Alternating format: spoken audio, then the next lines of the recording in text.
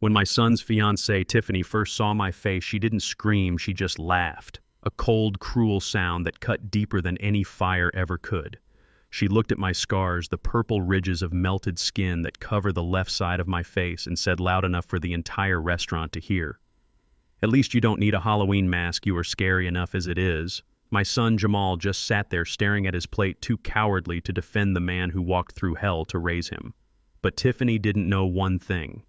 The people she was trying to impress, the wealthy, powerful parents she worshipped, owed their lives to these very scars. She wanted to humiliate a monster, but she was about to wake a sleeping giant. Before I tell you how I destroyed her perfect little world, please let me know in the comments where you are listening from. Hit like and subscribe if you believe that true beauty is found in sacrifice, not in expensive clothes. My name is Thaddeus Moore, and I am 71 years old. For 30 years I have lived with a face that makes children hide behind their mother's legs and makes strangers cross the street to avoid me. I was a firefighter in Chicago back when the gear was heavy and the fires were hotter. I earned every single mark on my skin. I wear them like medals, but to the rest of the world I am just something broken, something ugly, to be pitied or ignored. I have spent the last decade in quiet solitude living in the small brick house I bought with my late wife Beatrice. It is a humble place, but it is paid for, and it is full of memories. I thought my fighting days were over. I thought the only battles left for me were against arthritis and loneliness. I was wrong. Last Friday night, my son Jamal called me. His voice was tight, nervous. He told me it was time. Time to meet the woman he was going to marry. Time to meet the famous Tiffany Sterling. I had heard about her for months. Jamal spoke of her like she was royalty. She was an influencer, he said. She had 50,000 followers on Instagram. She came from money, real money. Her parents were big shots in New York, and she was used to the finer things in life. Jamal told me to dress nice. He told me to wear my Sunday best. So I did. I put on my charcoal gray suit, the one I wore to Beatrice's funeral. It is a bit loose in the shoulders now since I have lost some weight, but it is clean and pressed. I polished my shoes until I could see my own distorted reflection in the leather. I wanted to make him proud. I wanted to show this girl that even though his father looks like a nightmare, he has the manners of a gentleman. I arrived at Le Monde exactly at 7 o'clock. It is one of those places where the lighting is dim and the menus don't have prices. The host, a young man with slicked back hair, hesitated when he saw me. His eyes went wide and flicked to the left side of my face, then quickly away. I am used to it. I just gave him my name and he led me to a table in the center of the room. Jamal was already there, looking handsome in a navy blue suit that I know he can't afford. And sitting next to him was Tiffany. She was beautiful, I will give her that. Blonde hair, perfectly styled skin that looked like porcelain, and enough diamonds on her fingers to feed a family for a year. But the moment I approached the table, the beauty vanished. Her eyes narrowed, her lip curled up in a sneer of pure disgust. She didn't stand up, she didn't offer her hand, she just took a sip of her wine and turned to Jamal. "Is this a joke?" she asked. Her voice was sharp loud. Several heads at nearby tables turned to look. "You told me your father was injured in an accident, Jamal. You didn't tell me he looked like something out of a horror movie." I stood there, my hand hovering over the back of the chair. My heart hammered against my ribs, not from fear, but from a sudden sharp pain. Jamal looked down at the white tablecloth, his face burning red. "Tiffany, please be nice," Jamal whispered. "Nice," she scoffed. "I am being honest. Look at him. He is going to ruin the wedding photos. Imagine him standing next to my parents. My mother will faint." I pulled out the chair and sat down. I placed my hands on the table. My left hand is scarred too, the fingers stiff and curled slightly inward from the heat of that chemical fire back in '95. "Good evening to you too," I said, keeping my voice steady. "My name is Thaddeus. It is nice to meet you, Tiffany." She ignored me. She picked up her fork and stabbed at her salad like it had offended her. "So Jamal tells me you are retired," she said without looking at me. "What did you do?" "Janitor, garbage collector." "I was a captain in the Chicago Fire Department," I said. "I served this city for 40 years. She laughed again. That same cold, cruel sound. A fireman. "Well, clearly you weren't very good at it if you let yourself get burned like that." I felt a flash of anger, hot and sudden. I wanted to tell her about the building that collapsed, about the chemicals that melted through my gear, about the 2 people I carried out on my back while my own skin was sizzling. But I looked at Jamal. He was pleading with me with his eyes. He kicked my foot gently under the table, a silent signal. "Don't make a scene, Dad. Please." So I swallowed my pride. I picked up the menu. It was heavy bound in leather. "We are not here to talk about my job," I said. "We are here to celebrate your engagement. I am happy for you, son." Tiffany snatched the menu out of my hand. Her nails were long and painted a blood red. "Don't bother looking at that," she said. "They don't serve fried chicken or whatever it is you are used to eating. And besides, the prices here would give you a heart attack." She signaled the waiter for another bottle of champagne. A bottle that probably cost more than my monthly pension check. "Speaking of money," she said, leaning forward, her eyes gleaming with greed. "We need to talk about the wedding. We found a venue, the Grand Ballroom at the Ritz. It is perfect. Crystal chandeliers, marble floors, the works. But they need a deposit. $50,000. By tomorrow." I looked at Jamal. He finally looked up at me, his eyes wet with desperation. "Dad," Jamal said, his voice shaking. We were hoping you could help us. You still have that settlement money, right? From the accident. The settlement money. The compensation the city gave me for losing half my face and the use of my left lung. That money was my safety net. It was what I lived on. It was what was supposed to pay for my care when I got too old to walk." "That is a lot of money, Jamal," I said slowly. "Oh, come on," Tiffany interrupted. "Do not be stingy. What are you going to spend it on anyway? Plastic surgery. It is a little late for that, isn't it? Just give us the money, consider it an investment in your son's happiness, or do you want him to be miserable?" She was manipulating him right in front of me, treating him like a puppy she could kick and then command. And he was letting her. That was what hurt the most. My son, the boy I raised to be strong and proud, was shrinking into nothingness next to this woman. "I will write the check," I said. Jamal's face lit up. "Really, Dad? Thank you. Thank you so much." But I continued, raising my voice just enough to cut through the chatter of the restaurant. "I have one condition." Tiffany rolled her eyes. "Of course there is a condition. What is it?" "You want to give a speech. Please say no." "No," I said. "I want to be at the wedding. Front row. I want to see my son get married." Silence fell over the table. Tiffany looked at Jamal, then back at me. She let out a short, incredulous breath. "Front row," she repeated. "Absolutely not." "Why not?" I asked. "Because look at you," she hissed, leaning across the table, her voice dropping to a venomous whisper. "You are hideous. My parents are coming from New York. They are the Sterlings. Do you know who they are? They are important. They are refined. They don't associate with burnt toast." My hands clenched into fists on the table. "Burnt toast. That is what she called me," Tiffany, Jamal said weakly. "That is not fair. He is my dad." "Then put him in the back," she snapped. "Way in the back. Or better yet, put him in the overflow room with the staff. He can watch on a screen. But I am not having that face in my professional video. I am not having him scare my guests." She looked at me, a smirk playing on her lips. "So those are the terms, old man. You give us the check and you can come. But you stay out of sight. You stay in the shadows where you belong. Take it or leave it." I looked at my son. I waited for him to stand up. I waited for him to tell her that his father was a hero, that his father sat in the front row, or there would be no wedding. I waited for the Jamal I knew, but that Jamal was gone. He just looked down at his lap again and whispered, "Please, Dad, just do it for me. She is under a lot of stress." My heart broke in that moment. It cracked right down the middle. I reached into my jacket pocket and pulled out my checkbook. My hands were shaking, not from age, but from rage. I uncapped my pen. "Fine," I said. I wrote the check, $50,000. I tore it out and placed it on the table. Tiffany snatched it up instantly, her eyes lighting up like she had just won the lottery. She kissed the paper. Finally, she said, tucking it into her purse. "Now that wasn't so hard, was it? You can go now. We have friends coming to join us for drinks, and frankly, you do not fit the vibe." I stood up. My knees popped. I looked down at the two of them, the beautiful monster and my coward of a son. "I will see you at the wedding," I said. "Oh," and Thaddeus, Tiffany called out as I turned to leave. "Make sure you wear a mask or something, maybe a bag." We don't want you making the flower girls cry." I walked out of Le Monde. The cool night air hit my face, but it didn't cool the fire burning inside me. I walked to my old Ford truck, sat in the driver's seat, and looked at myself in the rearview mirror. I traced the line of the scar that runs from my temple down to my jaw.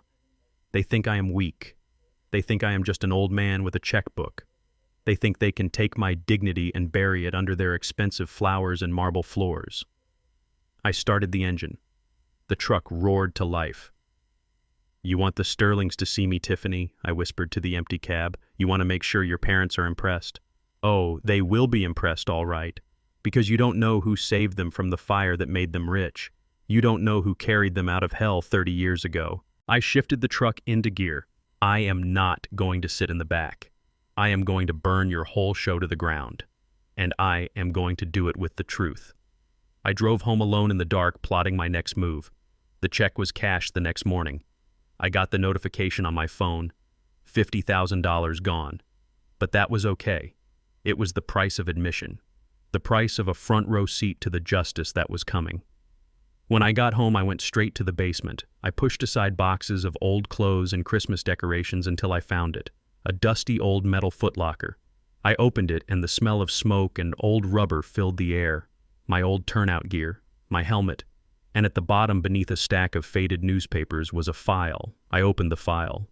The paper was yellowed and brittle. It was the incident report from October 12, 1995, the chemical plant fire. The names were right there, typed in black ink. Victims rescued Robert and Claire Sterling. I ran my finger over the names. "I saved your lives," I said softly, "and your daughter just called me burnt toast." I closed the file. The game had just begun. Tiffany wanted a show. I was going to give her one she would never forget. My house has always been my sanctuary.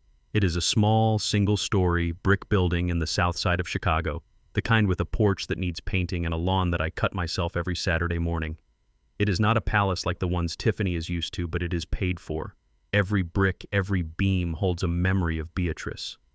When I walked through the front door after that disastrous dinner at Le Monde, the silence of the house, usually a comfort, felt heavy like a lead blanket. I tossed my keys on the small table by the door, the one with the wobbly leg that I keep meaning to fix. My reflection caught me in the hallway mirror. The scars on the left side of my face looked angry under the harsh yellow light of the hallway bulb. I touched the raised skin. Burnt toast, that is what she called me. I hadn't even taken off my coat when I heard the tires screech in the driveway. A car door slammed. Heavy footsteps pounded up the porch stairs. I knew who it was. I didn't turn around as the front door flew open. "Dad, wait." It was Jamal. He was out of breath, his expensive suit jacket flapping open. He looked frantic. For a split second, a foolish, hopeful part of me thought he had come to apologize. I thought maybe he had left Tiffany at the restaurant to come and tell me that I mattered more than a wedding venue, that he was sorry for letting her humiliate me. I turned to face him slowly. He was standing in my living room, looking around with that same expression he always wore lately. Disdain.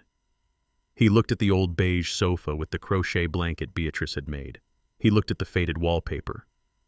"Jesus, Dad," Jamal said, running a hand through his hair. "Why do you keep the house so cold? It is freezing in here, and it smells like old people. It smells like clean laundry and hard work," I said, my voice low. "What do you want, Jamal? Did Tiffany send you to finish the job? Did she forget an insult?" Jamal sighed, exasperated. He walked further into the room, pacing back and forth on the worn carpet. "Don't be dramatic, Dad. She is just stressed. You have to understand. She has a vision. This wedding is huge for her career. Her followers expect perfection. And her parents. The Sterlings are intense people. She is just trying to manage expectations." "Manage expectations," I repeated. "Is that what you call it when you let someone treat your father like a stray dog?" Jamal stopped pacing. He looked at me, and his eyes dropped to my jacket pocket, the pocket where I kept my checkbook. He didn't come for me. He came for the money. "Look, Dad," he said, his tone shifting, becoming wheedling. "We really need that deposit. The Ritz won't hold the date past tomorrow morning. If we lose that venue, Tiffany will be devastated. And if she is unhappy, I am unhappy." I walked over to my old armchair and sat down heavily. My joints ached. I looked at my son.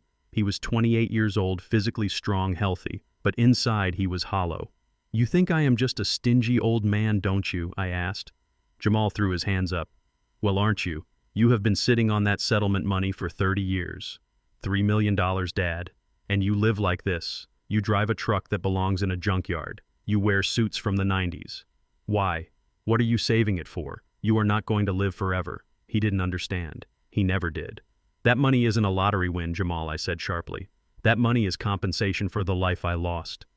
It is for the lungs that don't work right when it is humid. It is for the face that scares children.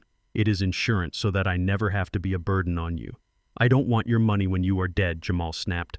"I need it now. I need to start my life. This wedding is my entry into a new world, Tiffany's world. If I can't provide this, if I can't put down this deposit, she is going to think I am a failure." "Do you want your son to be a failure?" He was using guilt, a weapon he had sharpened over years of me being too soft on him. He knew I would do anything for him. He knew that despite everything I loved him. I reached into my pocket and pulled out the checkbook. The leather was warm from my body heat. Jamal's eyes locked onto it like a starving man looking at a steak. He actually took a step forward, his hand twitching. "I will write the check," I said, opening the book. "Thank you, Dad." Jamal let out a breath he had been holding. "Thank you. I promise I will pay you back. Once the business takes off." I held up a hand to stop him. I uncapped my pen. It was a cheap plastic pen, the kind you get for free at the bank. $50,000. I wrote the date. I wrote his name. I wrote the amount. My handwriting was jagged but clear. I didn't tear the check out yet. I looked up at him. "One condition," I said. Jamal froze. "What?" "I come to the wedding, and I sit in the front row, next to you. Not in the back, not in the corner. Front row. On the groom's side." Jamal swallowed hard. He looked away, shifting his weight from one foot to the other. The silence stretched out thin and tight. "Dad," he started, his voice strained. "About that." I waited. My grip on the checkbook tightened. "Tiffany and I talked on the way over here," he mumbled, not meeting my eyes.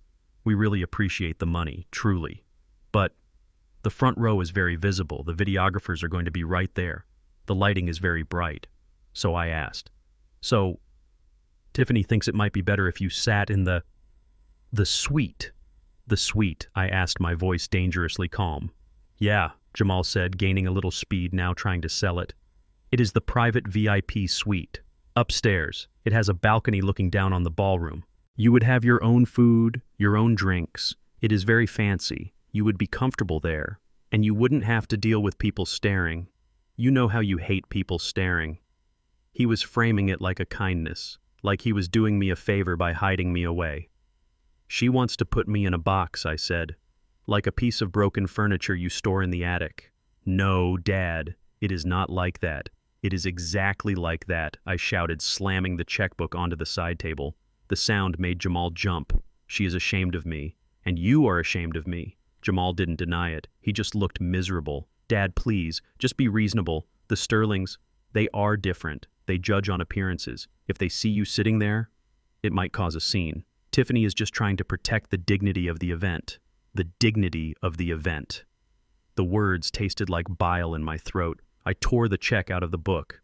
The ripping sound was loud in the quiet room. I held it up between two fingers. The paper was crisp and clean, worth more than this entire house. "Here is the deal, Jamal," I said, standing up. I towered over him. Even with my bad back, I was still bigger than him, still stronger where it counted. "You take this check and I sit in the front row, or you walk out of here with nothing and you explain to your princess why you can't pay for her party." Jamal looked at the check. Then he looked at me. I saw the calculation in his eyes. I saw him weighing his father's pride against his fiancée's wrath. It wasn't even a contest. He reached out and took the check. "Fine," he whispered. "Front row. I will tell her." He didn't look happy. He looked terrified. He knew he was going home to a war. But he took the money. He folded it quickly and shoved it into his pocket as if it burned him. He turned to leave. He didn't say goodbye. He didn't say "I love you." He just walked to the door, his shoulders hunched. "Jamal," I called out. He stopped, hand on the doorknob. "Don't spend it all in one place," I said. "And tell Tiffany I am looking forward to meeting her parents. I have a feeling we have a lot to talk about." Jamal didn't respond. He opened the door and walked out into the night. I heard his car start up and speed away, leaving me alone in the silence of my sanctuary. I walked to the window and watched his taillights disappear down the street. I felt a profound sadness, a hollowness in my chest where my heart used to be. My son had sold me out for $50,000 and a quiet life. But then the sadness turned into something else, something colder, something harder. I went back to the basement. I picked up the file again, the file with the names Robert and Claire Sterling. "You want me in the VIP suite, Tiffany," I muttered to myself. "You want me invisible." I opened the file and pulled out a small glossy photograph clipped to the back of the report. It was a picture of me 30 years ago standing outside the smoking ruins of the factory. My face was bandaged, but my eyes were visible, and standing next to me shaking my hand was a young man in a torn suit. Robert Sterling. He looked grateful. He looked humble. I wondered if he remembered. I wondered if the money and the years had washed away the memory of the fire. There is only one way to find out. I took out my phone. I dialed a number I hadn't called in years. "Hello," a gruff voice answered. "Sam, it is Thaddeus," I said. "Thad, is everything okay? You never call this late. I need a favor, Sam. You still have that contact at the city archives? The one who handles the old press footage?" "Yeah, sure." "Why? I need the videotape, Sam. The news footage from the Sterling chemical plant fire, October 12th, 1995. There was a pause on the other end. "Thad, you haven't watched that stuff in decades. You said you never wanted to see it again." "I changed my mind," I said, staring at the empty spot in the driveway where my son used to be. "I need it digitized. And I need it ready by the weekend." "What are you planning, Thad?" Sam asked, his voice suspicious. "I am planning a wedding gift," I said. "A surprise?" I hung up the phone. I sat in the dark, listening to the hum of the refrigerator upstairs. They wanted a show. They wanted a perfect, picture-perfect wedding. Well, I was going to give them something real. I was going to give them the truth, even if I had to burn down their fantasy to do it. Jamal had taken the check. He had made his choice. Now it was time for me to make mine.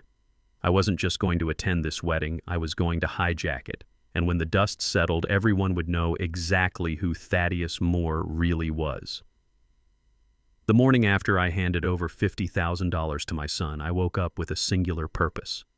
If I was going to sit in the front row of the most expensive wedding in Chicago, I was not going to look like the charity case Tiffany thought I was. I wanted to look like a father who was proud. I wanted to look like a man who belonged. Tiffany had sent a text message to Jamal, which he forwarded to me with the address of a specific tailor shop downtown. She said it was the only place she trusted with the wedding aesthetic. It was called the Gilded Stitch. The name alone sounded expensive. I drove my truck into the city, navigating through traffic that seemed to get more aggressive every year. I parked 3 blocks away because my rusted Ford would have looked like a stain in front of the valet stand. I walked the rest of the way, smoothing down the front of my old windbreaker. The shop was all glass and chrome. In the window, headless mannequins wore suits that cost more than my first car. I took a deep breath, pushed open the heavy glass door, and stepped inside. The air smelled of espresso and expensive cologne. It was quiet. The kind of quiet that makes you conscious of how loud your own shoes are on the marble floor. A young man stood behind a sleek white counter. He was thin, with hair slicked back so tight it looked painful, and a suit that fit him like a second skin. He looked up as I approached. His eyes didn't meet mine. They scanned my shoes, my worn jeans, and finally settled on the left side of my face. He didn't flinch. He just sneered. It was a subtle tightening of the lips, but I had seen it 1,000 times before. "Can I help you?" he asked. His tone suggested that the only help I needed was directions to the nearest exit. "My name is Thaddeus Moore," I said, keeping my voice level. "I am here for a fitting for the Sterling Moore wedding." The young man didn't move to check the computer. He didn't check a list. He just leaned back against the counter and crossed his arms. "Ah, yes, Mr. Moore. We were expecting you." "Good," I said. "I would like to see your charcoal fabrics. I prefer a classic cut, something that breathes." The clerk let out a short, dry laugh. He shook his head slowly, looking at me with a mix of pity and amusement. "I think there has been a misunderstanding, Mr. Moore. We are not making you a suit." I frowned. "What do you mean?" "My son said this is where the wedding party is being outfitted." "The wedding party, yes," the clerk said. "The groom, the groomsmen, the fathers. But Ms. Sterling called ahead personally this morning. She gave us very specific instructions regarding your attire." He reached under the counter and pulled out a plastic garment bag. It was thin and cheap, the kind you get from a costume rental shop. He tossed it onto the counter. It slid across the marble and stopped in front of me. "What is this?" I asked, not touching it. "It is a standard service uniform," the clerk said. "Black trousers, white shirt, and a black vest. It is what the waitstaff will be wearing. Ms. Sterling felt that given your condition, it would be best if you blended in with the help. That way, if you need to move around the room, you won't draw unnecessary attention to yourself." I felt the blood drain from my face. It wasn't just an insult. It was a calculated strike. She wanted me to wear a servant's uniform at my own son's wedding. She wanted to erase me completely. "I am not a waiter," I said, my voice dropping an octave. "I am the father of the groom." The clerk shrugged, picking at a non-existent piece of lint on his sleeve. "Look, old man, I don't make the rules. I just follow orders. And frankly, it is a generous offer. We don't usually allow people like you in here at all." "People like me," I repeated. You know, he gestured vaguely at his own face. "Disfigured. It scares the other clientele. We sell beauty here. We sell perfection. We don't tailor for monsters." The word hung in the air. Monster. My hands clenched into fists at my sides. The old firefighter in me, the one who had broken down doors and carried grown men over his shoulders, wanted to reach across the counter and teach this boy a lesson in respect. I wanted to shatter the glass and the silence. But I didn't. That is what Tiffany wanted. She wanted the angry black man. She wanted the scene. I took out my phone. My fingers were trembling, but I dialed Jamal's number. I needed him to hear this. I needed him to tell me that this was a mistake. The phone rang. Once, twice, 3 times. Then it went to voicemail. "Hey, this is Jamal. I'm busy making moves. Leave a message." I looked at the phone. I was alone. Completely and utterly alone. In a room full of mirrors that reflected my scars back at me from every angle. My son wasn't answering. He had turned off his phone or he was ignoring me. Either way, the message was clear. I was on my own. I put the phone away.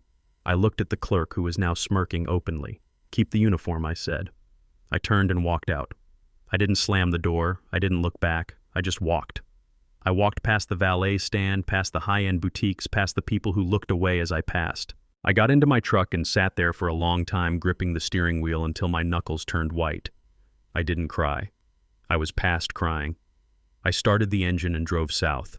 I drove away from the skyscrapers and the marble floors.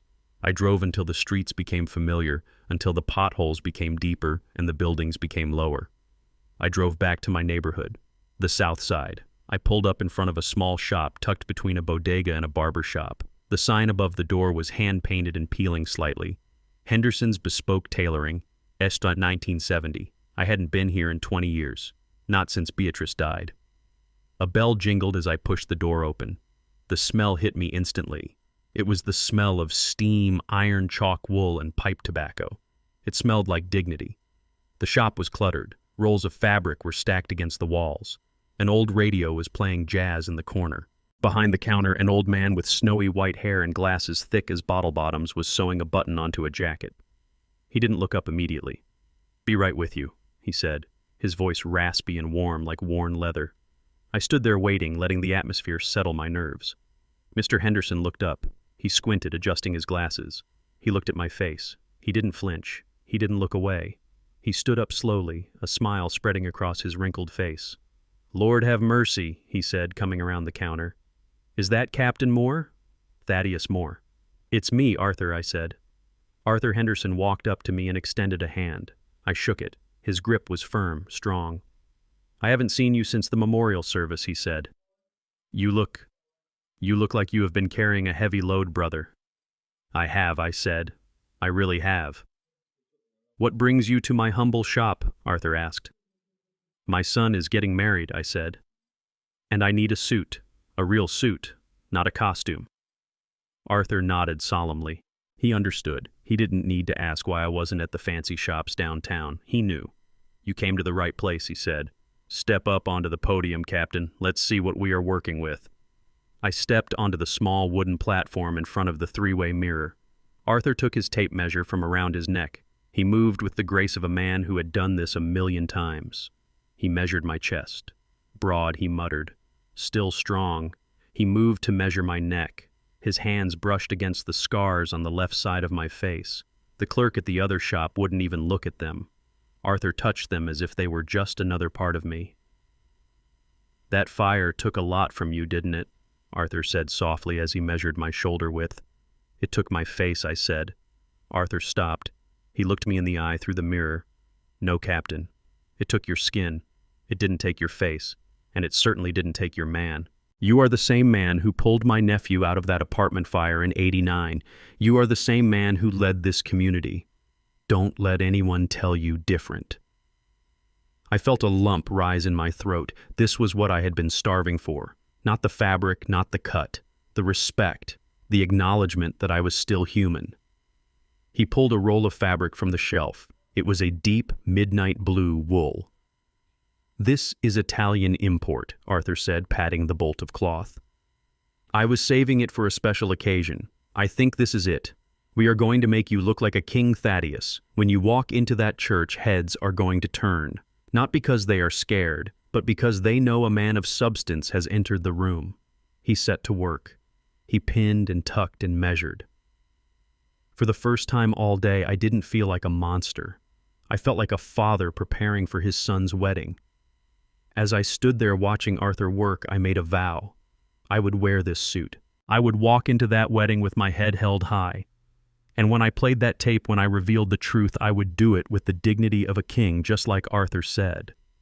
Tiffany wanted me to disappear. She wanted me to be a ghost in a waiter's vest. But ghosts don't wear midnight blue Italian wool. I paid Arthur in cash. He tried to give me a discount, but I refused. Full price, I said. Quality costs. I walked out of Henderson's tailoring feeling different. The shame from the morning was gone, replaced by a cold, hard resolve. I had my armor now. The battle was coming. And I was ready.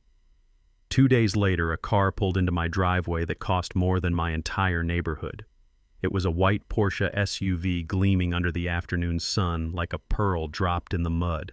I was sitting on my porch rocker peeling an orange, just watching. I knew who it was even before the door opened. It was Tiffany. She stepped out of the car wearing oversized sunglasses and a cream-colored pantsuit that looked like it would stain if you even looked at it wrong. She stood by her car for a moment, looking at my house with a mixture of confusion and horror. She looked at the peeling paint on the railings. She looked at the slightly overgrown azalea bushes. She wrinkled her nose as if she could smell the poverty from 50 feet away. She didn't walk up the path immediately. She took a tissue from her purse and covered her nose and mouth before taking hesitant steps toward the porch. It was a performance, a cruel theatrical display to show me exactly where I stood in her world. I didn't stand up. I didn't stop peeling my orange. I just waited. She stopped at the bottom of the stairs. She didn't come up. She didn't want to step on the wood I had laid with my own hands. Thaddeus, she said. Her voice was muffled by the tissue. I nodded slowly. Hello, Tiffany. Would you like to come in? I have some iced tea in the fridge. She recoiled as if I had offered her poison. No, thank you. I am in a rush. I have appointments with the florist and the lighting designer. I just came to drop this off. She reached into her oversized designer bag and pulled out a thick manila envelope. She held it out at arm's length like it was a dirty diaper. I sighed, wiping my hands on my handkerchief, and slowly walked down the stairs to take it. Up close, I could see the heavy makeup caked on her face, hiding whatever human flaws might be underneath. She smelled of expensive vanilla and disdain. What is this? I asked, weighing the envelope in my hand. It is the script, she said, lowering the tissue slightly now that she realized I wasn't going to bite her. The script. I laughed dryly. I didn't know we were acting in a movie. It is the wedding protocol, she corrected sharply. For the family. Or rather, for you. Since Jamal is too weak to explain the realities of the situation to you, I decided to do it myself. Read it, sign it, and follow it. I opened the envelope right there in the driveway. Inside was a document titled Guest Conduct Agreement. I flipped through the pages. My heart hammered against my ribs as I read. It wasn't just a schedule, it was an erasure. Page 1. Thaddeus Moore will be listed in the program as a distant relative, not father of the groom. Page 2. Thaddeus Moore will arrive 10 minutes before the ceremony and be seated in the designated obscured seating area. Page 3. Thaddeus Moore will not appear in any official photographs. Page 4. And this was the one that made my blood run cold. Immediately following the exchange of vows, Thaddeus Moore will quietly exit the venue. He is not invited to the reception dinner or the after party. I looked up at her. The sun was reflecting off her sunglasses, making it impossible to see her eyes. "You want me to leave before dinner?" I asked. "Before the toasts? Before the first dance?" Tiffany sighed theatrically, checking her diamond-encrusted watch. "Look, Thaddeus, let's be adults about this. My parents are flying in from New York. The Sterlings. Do you understand what that name means? They are high society. They are used to beauty, elegance, and perfection. My father, Robert Sterling, is a very particular man. He has a weak heart. He cannot be shocked." I froze. The name hung in the humid air between us. Robert Sterling. "Your father?" I said, keeping my voice steady, even though my mind was racing back 30 years to a burning building.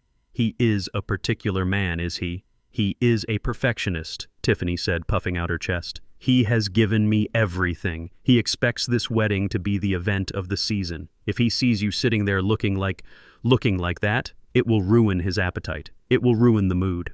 People will stop looking at the bride and start looking at the monster in the front row. I cannot allow that." I felt a strange calmness wash over me. It was the calm before the backdraft. She didn't know. She had no idea that the man she worshipped, the man whose reputation she was trying to protect, was the same man I had dragged out of a melting elevator shaft. She didn't know that the only reason Robert Sterling had a heart to be weak was because I had kept it beating. I looked at the document again. Distant uncle. Leave at 2 p.m. "So let me get this straight," I said, reaching into my pocket. I pulled out my phone. I tapped the screen, pretending to check the time, but actually opening the voice recorder app. I held the phone loosely at my side, my thumb hovering over the red button. "You are saying that if I want to see my son get married, I have to pretend I am not his father. And I have to leave before the food is served because my face is too ugly for your parents to look at. Is that right?" I pressed record. Tiffany rolled her eyes. She crossed her arms, defensive and arrogant. "Don't twist my words, Thaddeus. I am saying that you don't fit the aesthetic. This is a black tie event. It is for beautiful people, successful people. You are a retired civil servant with a deformity. You are lucky I am letting you come to the ceremony at all. Most brides would have banned you completely." I nodded slowly, feeding her more rope. "And your parents, the Sterlings. They would agree with this. They would want the man who raised Jamal to be kicked out like a stray dog." "My parents trust my judgment," Tiffany snapped. "They don't know you exist, and frankly, it is better that way. My father believes Jamal comes from a tragic background, that he is an orphan. It makes for a better story. A self-made man, not the son of a whatever you are. So yes, Thaddeus, this is the deal. Sign the paper or I will have security stop you at the door. I have already hired off-duty police officers. They won't hesitate to remove a trespasser. I have it, I thought. I have every word." I looked at her. Really looked at her. Beneath the designer clothes and the layers of makeup, she was rot, pure rot. But she was also a fool. I reached into my shirt pocket and pulled out a pen. I clicked it. "Okay, Tiffany," I said. "You win." I placed the envelope on the hood of her white Porsche. I signed my name at the bottom of the last page. Thaddeus Moore. She smiled then. A triumphant, predatory smile. She snatched the paper back and shoved it into her bag. "Good choice," she said. "I am glad you are finally being reasonable. Just stick to the script, Thaddeus. Sit down, shut up, and then leave. Do that, and we won't have any problems." She turned and marched back to the driver's side of her car. She opened the door and paused, looking back at me one last time. "Oh, and Thaddeus, do try to find a better mask. The medical one makes you look like a patient. Try a scarf, or maybe just a heavy veil." She laughed at her own joke, got in the car, and reversed out of the driveway. I watched her go. I watched the dust settle on the road. I stopped the recording on my phone. I pressed play.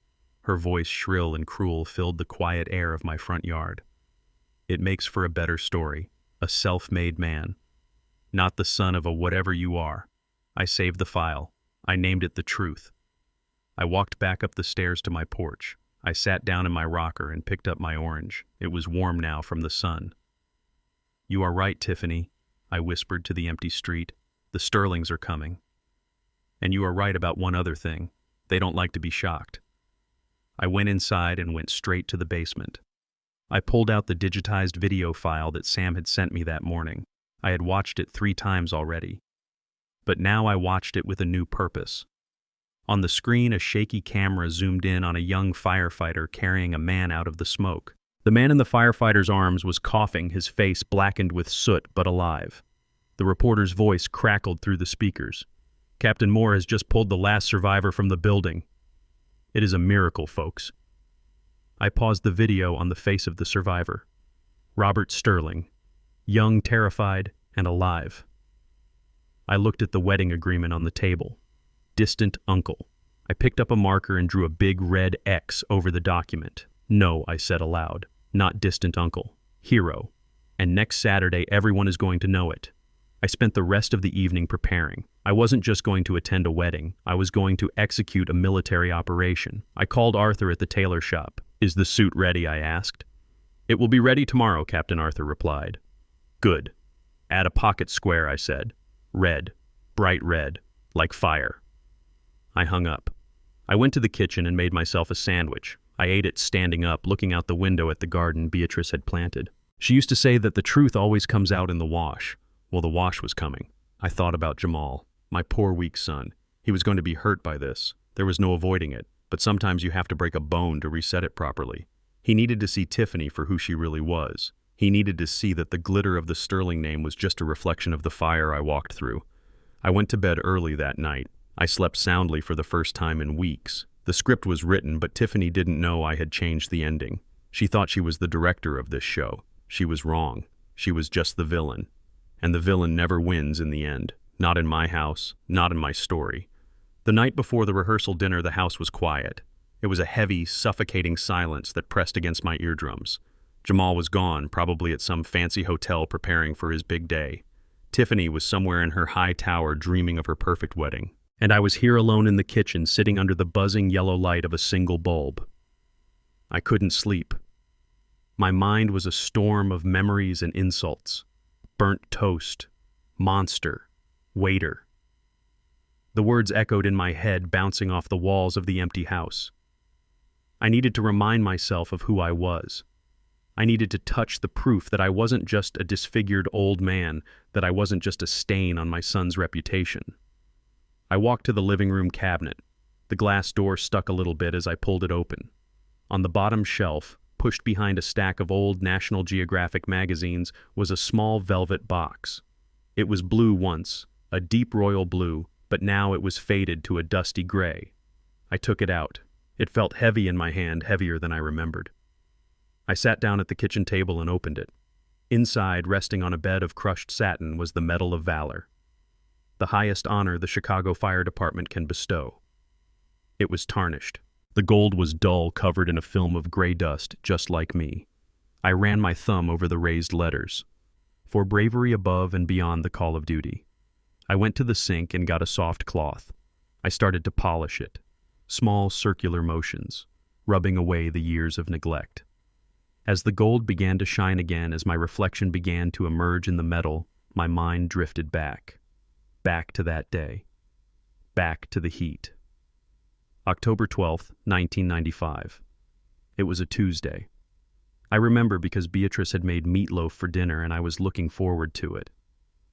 The call came in at 4:00 p.m., an explosion at the Sterling chemical plant on the west side.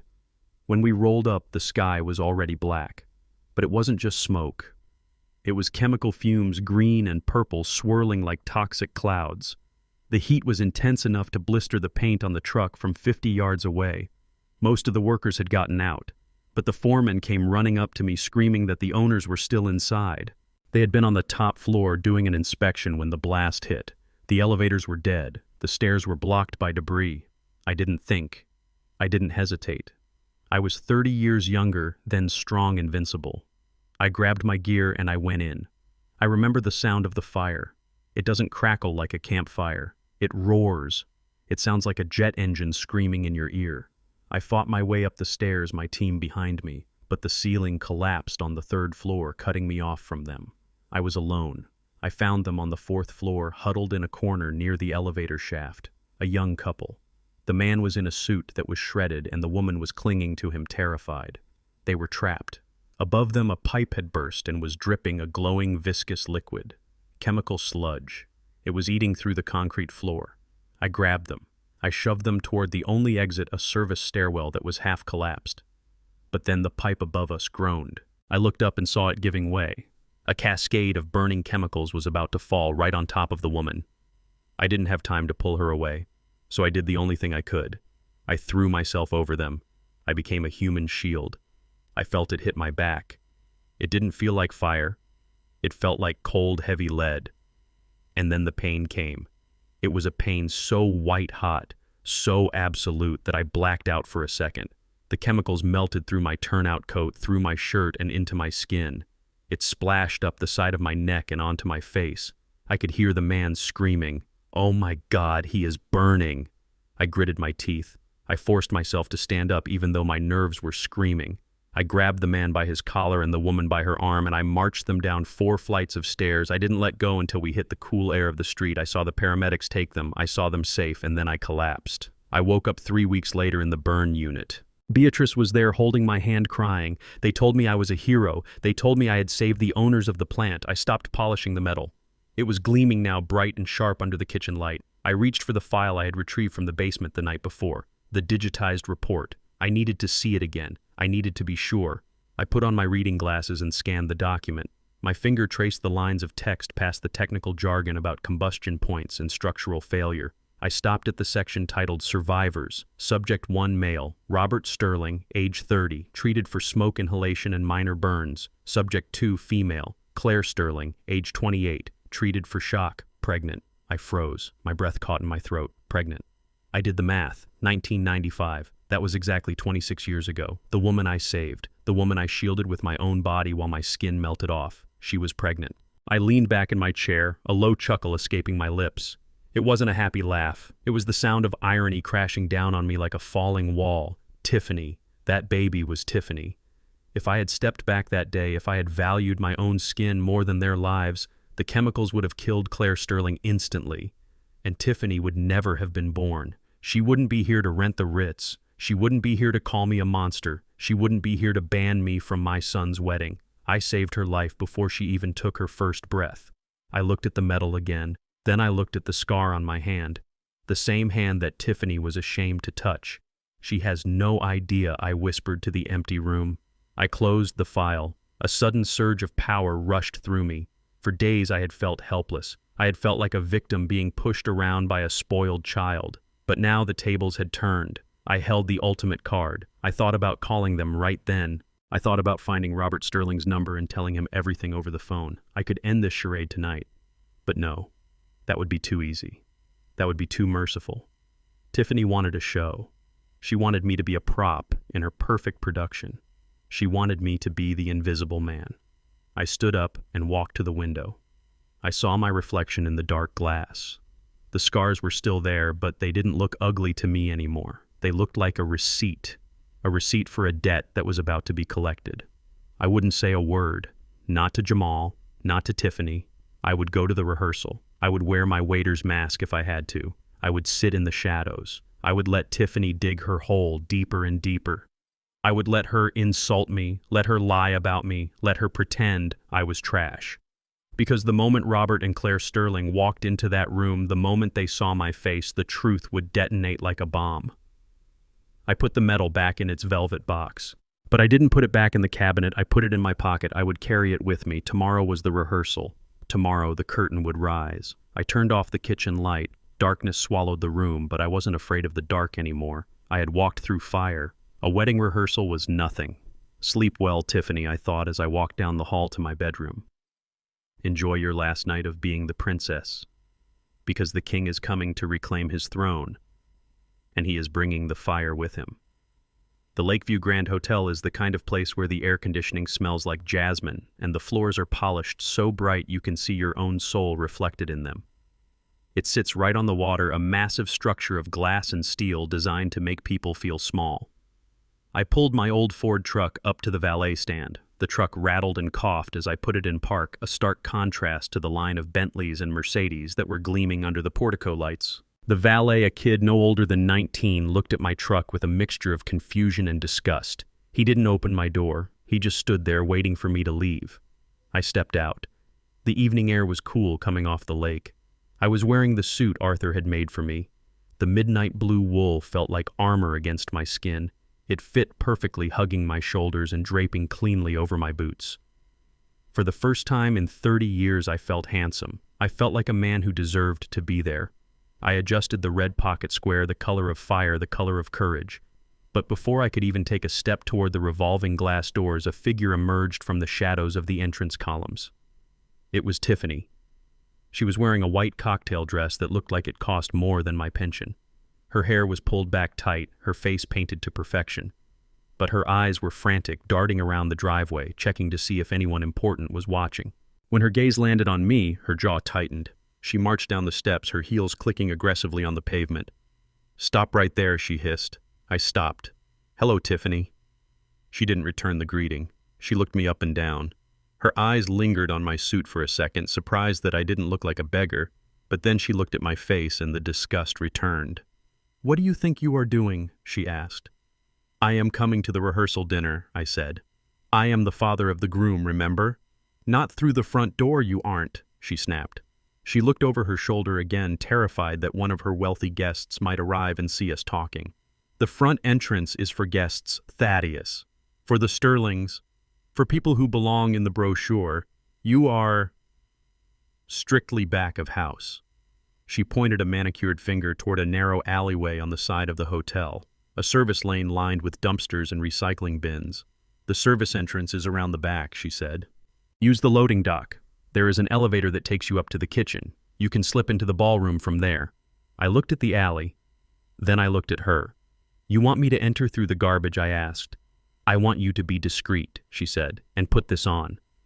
She reached into her small clutch and pulled out a blue medical mask. The cheap kind made of paper. She shoved it into my chest. "Wear it," she commanded. "Tell people you have a cold. Tell them you are contagious. I don't care what you tell them, just cover that face up. I don't want anyone losing their appetite before the hors d'oeuvres are served." I took the mask. The paper felt flimsy in my rough hand. I could have crushed it. I could have thrown it in her face and walked through the front door anyway. But I didn't. I had a plan, and a soldier doesn't blow his cover before the ambush is set. "As you wish, Tiffany," I said. I walked away from the lights of the entrance.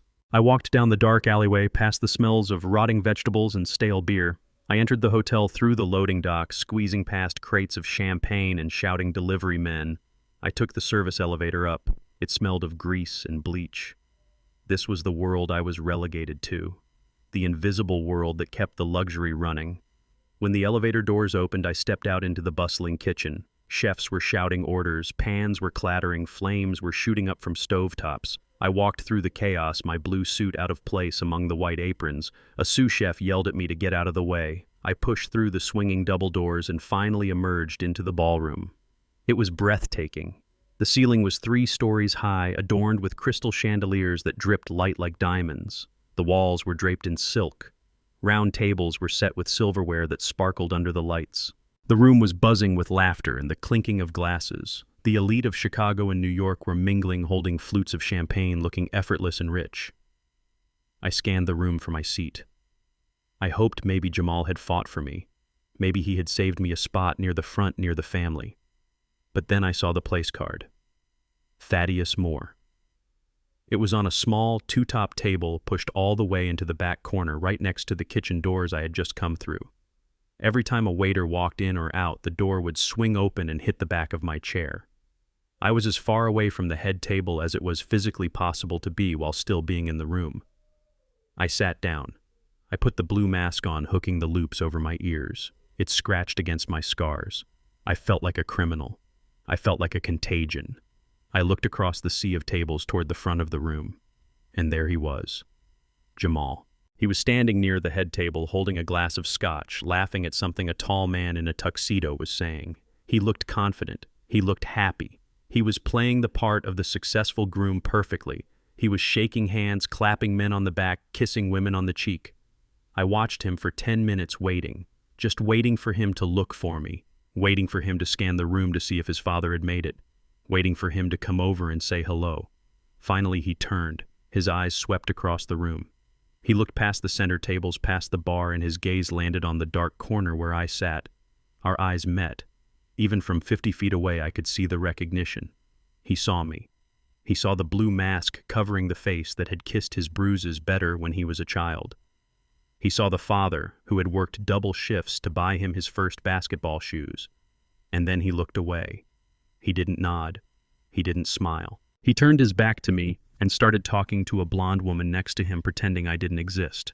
That moment hurt more than the fire. The fire had burned my skin, but this burned my soul. I sat there amidst the noise of the party, and suddenly the room fell away. The crystal chandeliers blurred. I was back in the hospital room. 1995. The air smelled of antiseptic and burnt flesh. I was bandaged from my waist to the top of my head. I couldn't move my neck. My hands were wrapped in thick white gauze looking like boxing gloves. Beatrice walked in holding Jamal. He was 3 years old. He was wearing a little red t-shirt with a cartoon bear on it. He looked at me, his eyes wide with fear. He didn't recognize the mummy in the bed. He started to cry, reaching for his mother. "It's okay, baby," Beatrice had whispered, tears streaming down her own face. "It's Daddy. He got hurt helping people. I wanted to hold him so bad." My arms ached with the need to pull him close, to tell him I was still his dad, that I was still strong. But I couldn't. My hands were useless. The skin was too raw. If I touched him, I would bleed on him. So I just lay there and watched him cry. I whispered through the bandages, "Hey, champ, it's me. It's Daddy." Beatrice brought him closer, and he eventually stopped crying. He reached out a tiny finger and touched the only part of me that wasn't bandaged, the tip of my right ear. "Daddy ouchie," he had said. "Yeah, Daddy has an ouchie," I had replied, fighting back the pain. "But I will get better. I promise." I did get better. I healed. The bandages came off, but the scars remained. And now, 26 years later, I was still the monster in the room. I looked at my hands resting on the white tablecloth of the hotel table. The same hands that couldn't hold him then were now empty because he didn't want to be held. The sacrifice. That is what everyone called it back then. "You made a great sacrifice, Thaddeus." But sitting there in the corner watching my son laugh with strangers while treating me like a dirty secret, I realized something terrifying. The sacrifice hadn't ended in 1995. It was still happening. I was still burning. I took a sip of water. I forced the memory down. I touched the pocket of my jacket where the metal lay hidden. Jamal had made his choice. He had chosen the mask over the man. He had chosen the lie over the truth. Suddenly the music changed. The chatter died down. The double doors at the main entrance swung open. A hush fell over the crowd. "The Sterlings have arrived," someone whispered at the table next to me. I turned in my chair. Robert and Claire Sterling walked in. They were older now, of course. Robert's hair was silver and Claire moved a bit slower, but they carried themselves with an air of undeniable power. They looked like royalty. Tiffany ran to them, beaming, hugging them, pretending to be the perfect daughter. Jamal straightened his tie, looking nervous, desperate to impress. I watched Robert Sterling closely. I watched the man I had carried on my back. He looked around the room, smiling, shaking hands. He looked like a man who enjoyed his life, a life I had given him. I sat back in the shadows, adjusting my blue mask. "Enjoy the entrance, Robert," I thought. "Enjoy the champagne. Because in about 30 minutes, you are going to meet the ghost of your past." And he is sitting right by the kitchen door.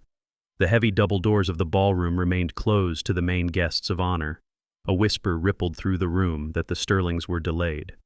Apparently their private jet had encountered headwinds over the Midwest and they were currently rushing from the airport to the hotel.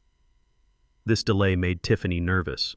I could see it in the way she twisted the diamond engagement ring on her finger and the way she snapped at the event planner who was trying to adjust a flower arrangement. She wanted everything to be perfect, and her parents' lateness was a crack in her flawless porcelain surface. But Tiffany being Tiffany, she decided not to let a little thing like an empty VIP table ruin her moment. She decided that the show must go on, and more importantly, she decided that this was the perfect opportunity to set the narrative before the heavy hitters arrived.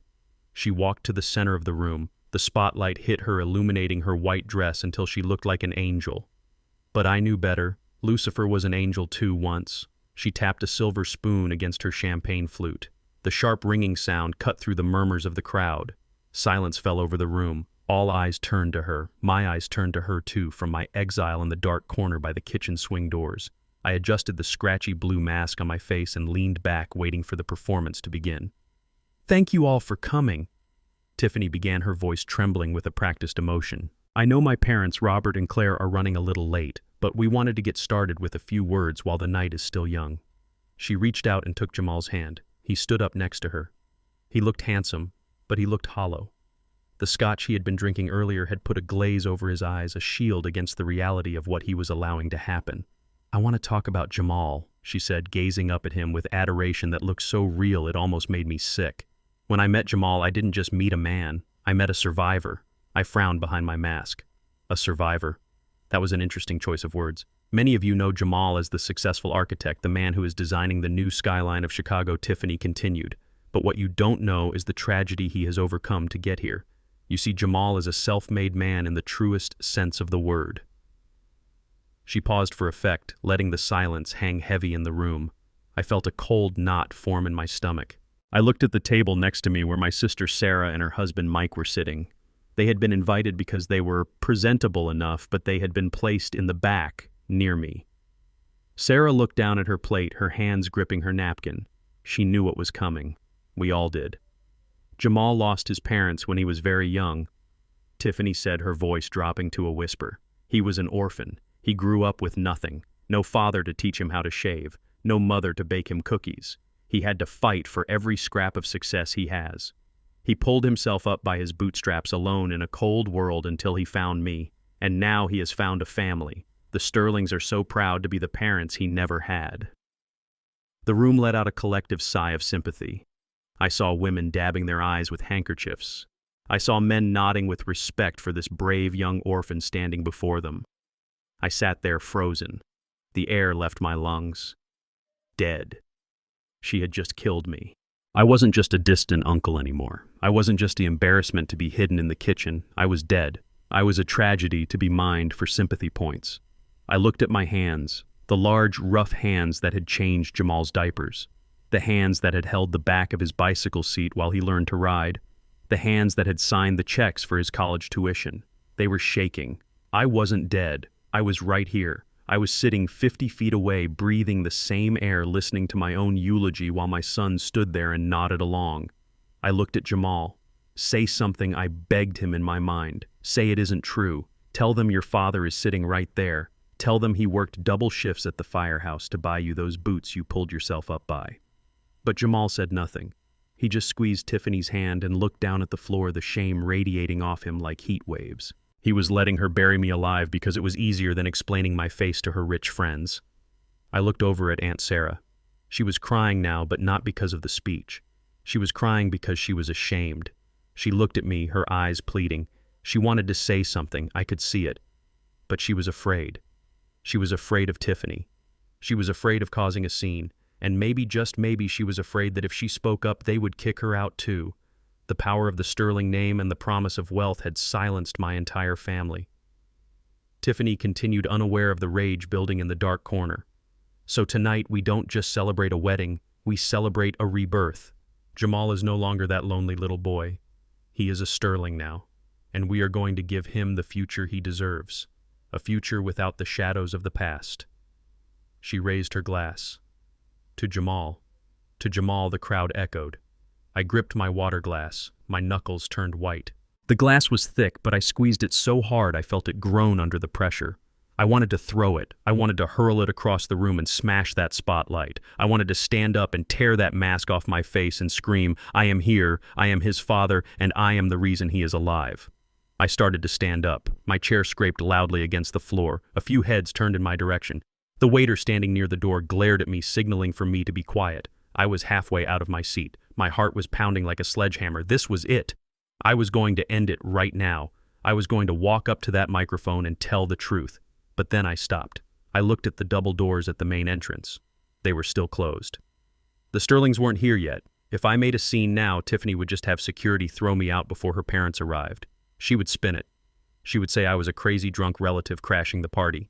She would say I was the crazy uncle she warned everyone about. Without Robert Sterling here to see my face, without the one man who knew the truth of my scars, my outburst would just be noise. It would be exactly what she expected from someone like me. I needed the audience. I needed the only two people in the world who could validate my existence. I slowly sank back into my chair. The anger didn't leave me. It just changed state. It went from a hot explosive fire to a cold, hard block of ice. I released my grip on the glass. I took a deep breath, inhaling the scent of expensive perfume and betrayal. "You want me to be a ghost, Tiffany?" I thought, staring at her beaming face. "Fine, I will be a ghost. But ghosts have a nasty habit of haunting the people who killed them." The applause died down. The music started up again. Waiters began to circulate with trays of hors d'oeuvres. One of them stopped at my table. He looked at my mask and then at my cheap suit. He didn't offer me a crab cake. He just walked past. I didn't care. I wasn't hungry.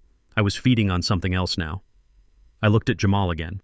He was hugging someone, accepting congratulations for being such a brave orphan. He looked relieved. He thought the hard part was over. He thought the lie had been sold and bought. He didn't know that the receipt was still in my pocket. I sat in the darkness and waited. I waited for the doors to open. I waited for the real guests of honor. And as I waited, I realized that the father who had walked into this hotel was gone. Tiffany was right about one thing. That man was dead. The man sitting in the chair now was something else entirely. I was no longer Thaddeus the father. I was Thaddeus the reckoning. And the reckoning was running on a delayed flight from New York. But it was coming. It was definitely coming. The double doors at the main entrance swung open with a heavy, resonant thud that silenced the room instantly. It wasn't just an entrance, it was an arrival. The air in the ballroom seemed to shift, sucking out the oxygen and replacing it with a palpable sense of awe. Standing there, framed by the golden light of the hallway, were Robert and Claire Sterling. They looked like royalty. There was no other word for it. Robert was wearing a tuxedo that fit him so perfectly it looked like it had been woven directly onto his body. His hair was silver thick and swept back, giving him the look of a statesman or a retired general. Beside him, Claire was radiant in a floor-length emerald gown, her neck adorned with pearls that probably cost more than the entire block I lived on. They didn't just walk, they glided. As they stepped into the room, the crowd parted like the Red Sea. People didn't just look at them, they stared with a mix of envy and reverence. I sat in my dark corner by the kitchen doors and felt a strange sensation wash over me. It wasn't fear, it was recognition. I knew these people. Not from magazines, not from the business pages, but from the dark, smoky hell of a dying building. I leaned forward slightly, adjusting the scratchy blue mask that hid my face. My eyes locked onto Robert. He was smiling, waving politely to the guests, but I saw something else. I saw the way he turned his head slightly stiffly to the left. And then as he passed under one of the crystal chandeliers, I saw it. A scar. It was small, faint, a jagged line running from just below his ear down into his collar. To anyone else, it might have looked like a shadow or a trick of the light. But to me, it was a signature. It was the place where the embers had touched him right before I threw my coat over his head. "He carries it," I whispered to myself. "He still carries the mark." Tiffany broke the spell. She let out a squeal of delight that sounded entirely too rehearsed and ran across the dance floor. Her heels clicked sharply on the parquet. "Mommy, Daddy, you made it." She threw her arms around Robert, burying her face in his chest. It was a performance designed to show everyone in the room that she was the beloved princess of this kingdom. Robert hugged her back, his face softening. He looked like a man who loved his daughter deeply, which made my stomach turn. He didn't know. He didn't know that the beautiful girl in his arms had a heart made of ice. "We are so sorry, darling," Robert said, his voice booming and authoritative, the voice of a man used to being listened to. "The pilot had to route around a storm front over Ohio. We wouldn't miss this for the world." Claire kissed Tiffany on the cheek and smoothed her hair. "You look beautiful, sweetheart. Just beautiful." Tiffany pulled away, beaming. "Come, you have to meet him properly. You have to meet Jamal." She grabbed Robert's hand and pulled him toward the head table where Jamal was standing. My son looked like he was about to face a firing squad. He was sweating. He wiped his palms on his trousers and straightened his tie for the 10th time. Robert approached him. He didn't look at Jamal's expensive suit or his watch. He looked him in the eye. He looked for the man inside the clothes. "So, this is the young architect who stole my daughter's heart," Robert said, extending a hand. "It is an honor to meet you, sir," Jamal said, his voice cracking slightly. Robert gripped his hand.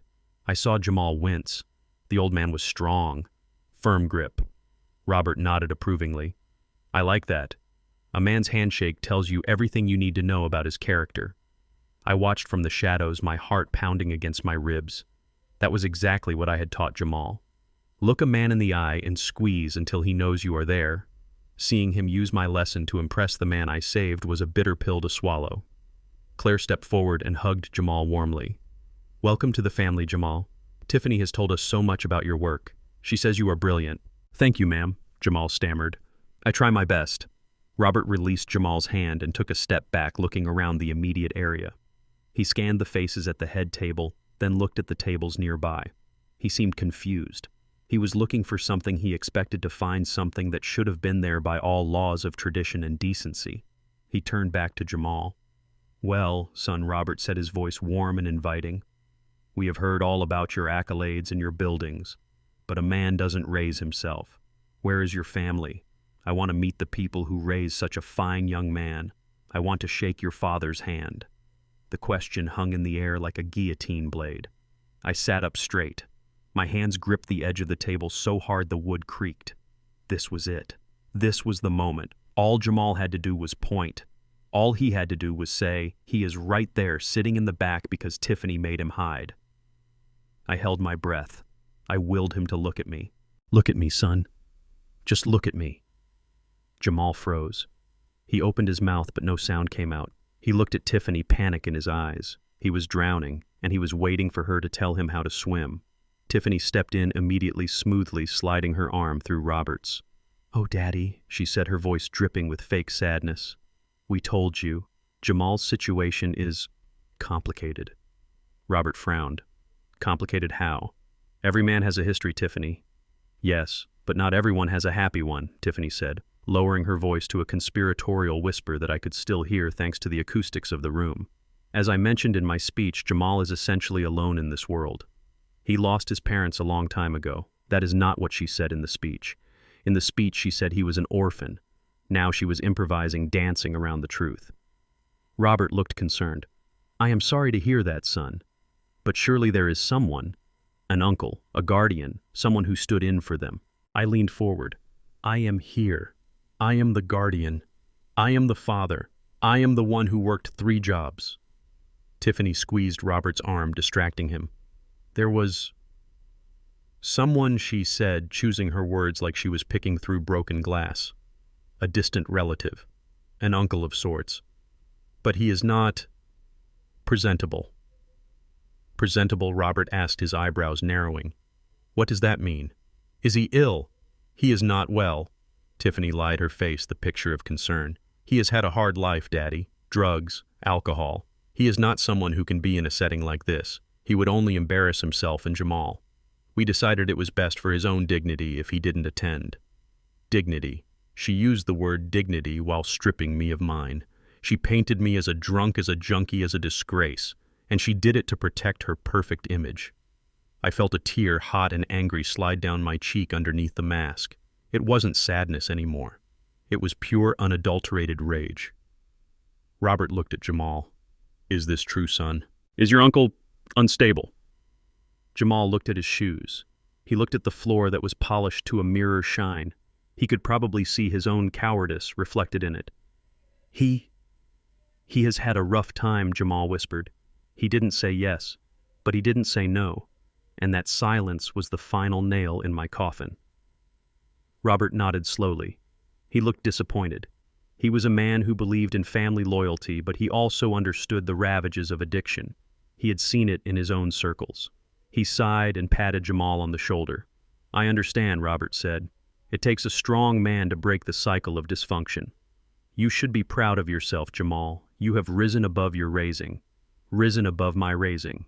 The words hit me like a physical blow. They thought I was the dysfunction. They thought I was the anchor that had tried to drag him down when I had been the wind in his sails his entire life. Robert turned to the room, raising his voice again. Well then, he said, since his biological family cannot be here, let it be known that as of tonight, the Sterlings are his family. We look after our own, and we will ensure that Jamal never has to look back at that darkness again. The room erupted in applause. People cheered for the benevolence of the Sterling family. They cheered for Jamal's escape from his imaginary tragic past. I sat there while the applause washed over me like toxic water. I looked at the waiter standing near me. He was clapping too.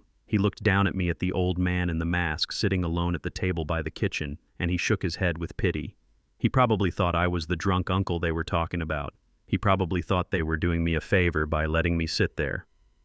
I slowly reached into my jacket pocket. My fingers brushed against the cool metal of the Medal of Valor. You look after your own, Robert, I thought. You really believe that, don't you? I watched as the waiters began to bring out the first course, lobster bisque. The smell of rich seafood filled the air. Tiffany was laughing, clinging to her mother. Jamal was drinking another scotch, trying to drown the guilt. They thought the scene was over. They thought the narrative was set, the tragic orphan and the benevolent saviors. But they had forgotten one thing. The script they were following was built on a lie, and I was holding the match that would burn the whole thing down. I didn't leave. The agreement I signed said I had to leave after the ceremony. But this was the rehearsal. There were no rules for tonight. I took a sip of water. I waited. I needed Robert to come closer. I needed him to see me, not as the drunk uncle, but as the nightmare he thought he had forgotten. The dinner progressed. Toasts were made. Lies were toasted with expensive champagne. And through it all I remained a statue in the corner, a silent observer, recording every insult, every betrayal, every smile that covered up the rot. I am not leaving, I whispered to the empty chair next to me.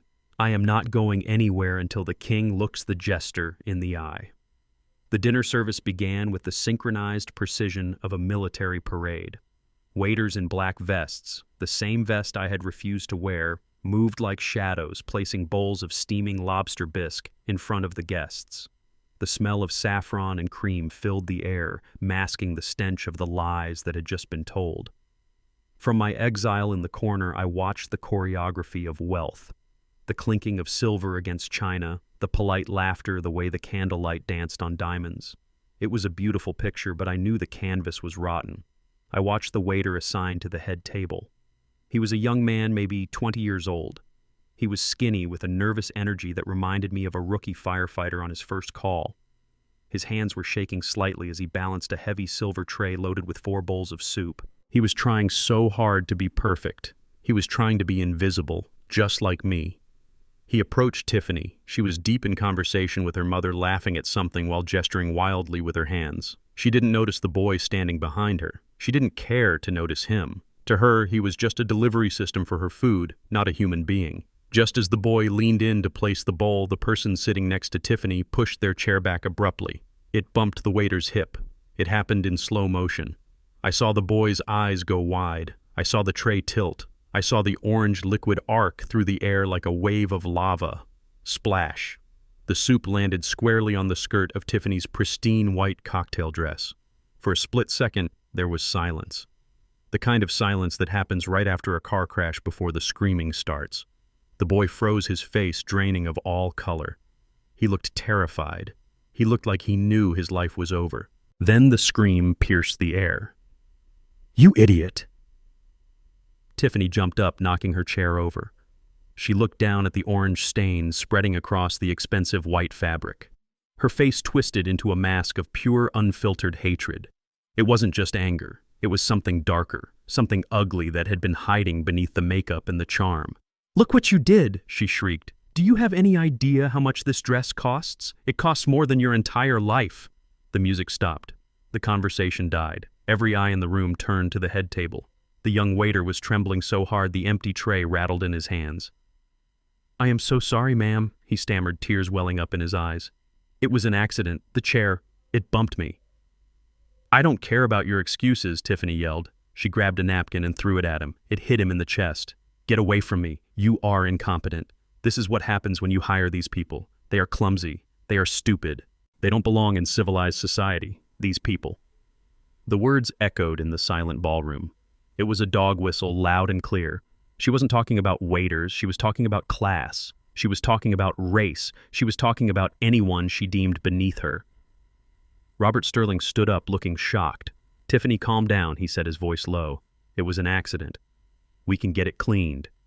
"Don't tell me to calm down, Daddy," she snapped, spinning on him. "You are paying for perfection, not for some street trash to ruin my night. Look at him. He probably did it on purpose. He is probably jealous. That is how they are. They see something beautiful and they want to destroy it. She turned back to the boy who was now sobbing quietly, trying to wipe the soup off the floor with his bare hands. "Get out of my sight," she hissed. "You are fired, and don't think you are getting paid. In fact, I am going to sue you for the dress. I am going to make sure you never work in this city again." That was it. The snap. I felt something break inside me. It wasn't my heart this time, it was my restraint. I had promised myself I would wait. I had promised myself I would play the long game. But I am a firefighter, and when I see someone burning, I don't wait for permission to save them. That boy was burning. He was being consumed by the flames of her cruelty, and no one, absolutely no one, was stepping in to help him. Not the guests, not the manager, and certainly not my son. Jamal sat there staring at his drink, pretending he was invisible. He let his fiancée destroy a young man's life over a piece of clothing. I pushed my chair back. The sound of the metal legs scraping against the floor was loud and harsh, like a gunshot in a library. I stood up. I didn't care about the script anymore. I didn't care about the agreement. I didn't care about the mask. I walked out of the shadows. My heavy boots thudded against the carpet. I walked past the shocked guests at the back tables. I walked past the open kitchen doors. I walked straight toward the head table. The waiter saw me coming. He looked up, fear in his eyes, thinking I was another manager coming to yell at him. I reached him and knelt down. My knees cracked, but I didn't feel the pain. I put a hand on his shoulder, a heavy, firm hand. "Stand up, son," I said. My voice was low, but it carried the authority of 40 years of command. The boy looked at me, confused by the blue mask on my face and the kindness in my voice. I said, "Stand up," I repeated, gentler this time. "You are a man. You do not kneel for anyone, especially not for spilling soup."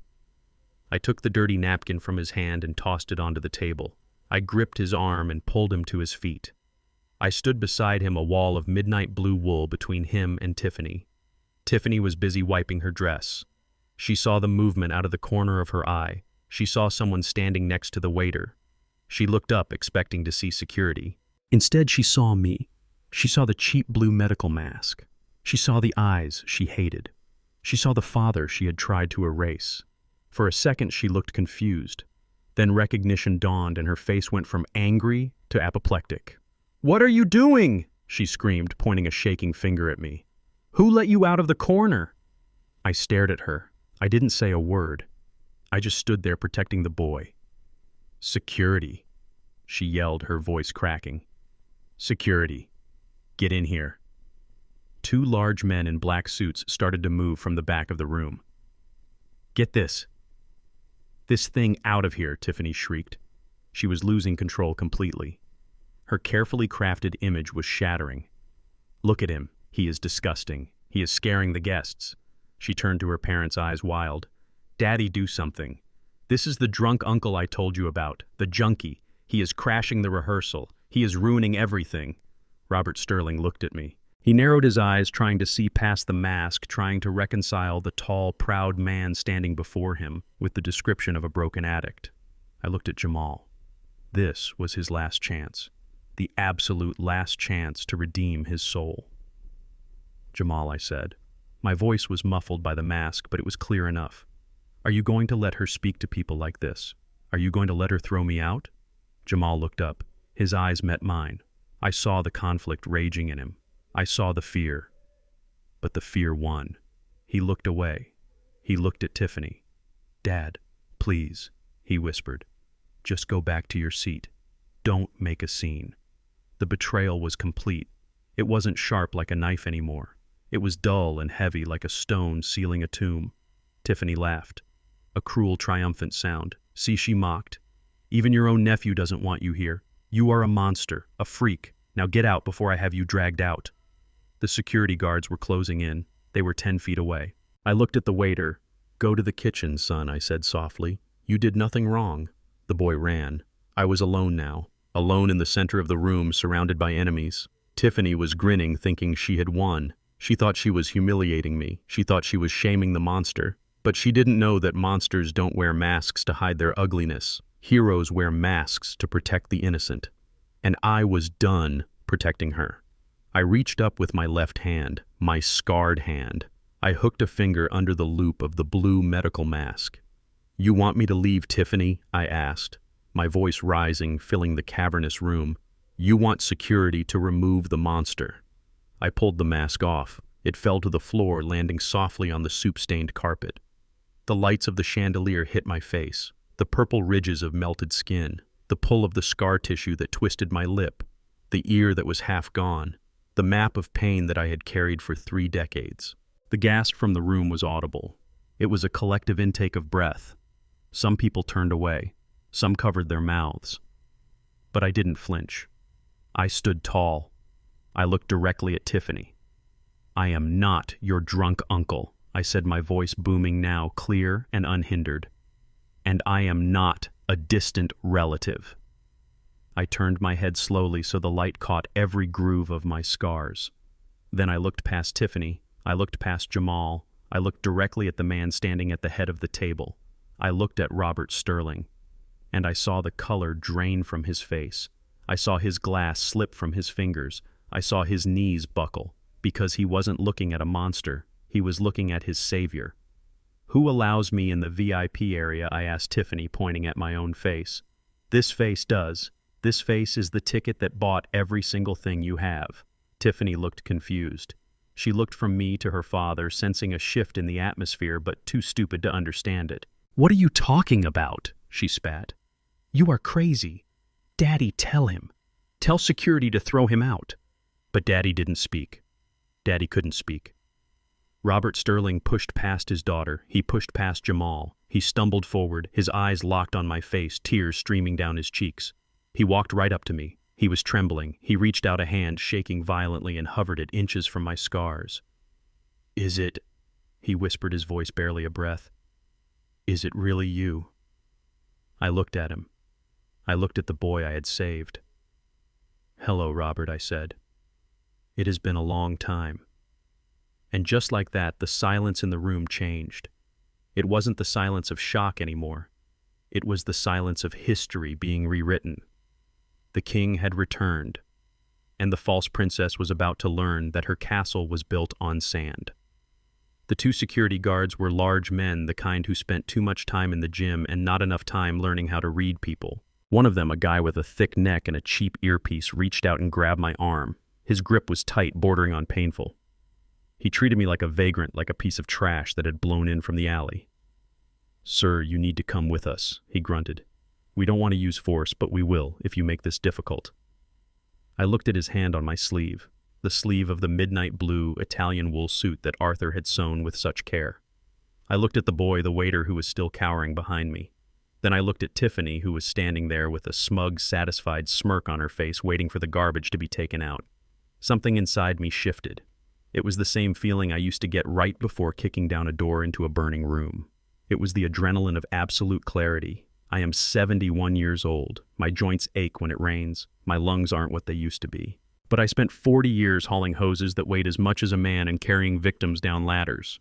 I have a strength that doesn't come from gym machines. It comes from survival. "Get your hand off me," I said.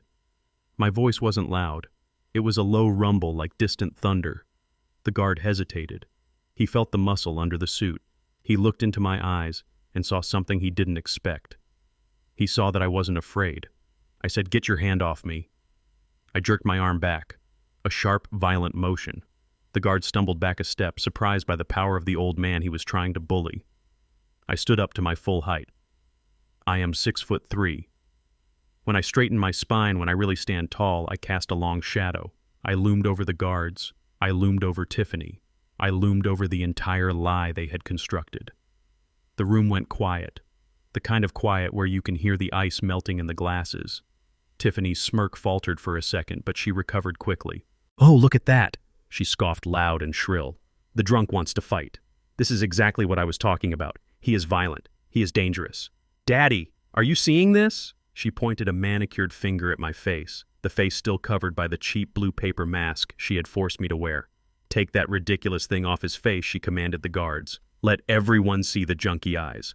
Let everyone see why he doesn't belong here." "You don't have to tell me twice, Tiffany," I said. I reached up. My hand was steady. I hooked my finger under the ear loop of the mask.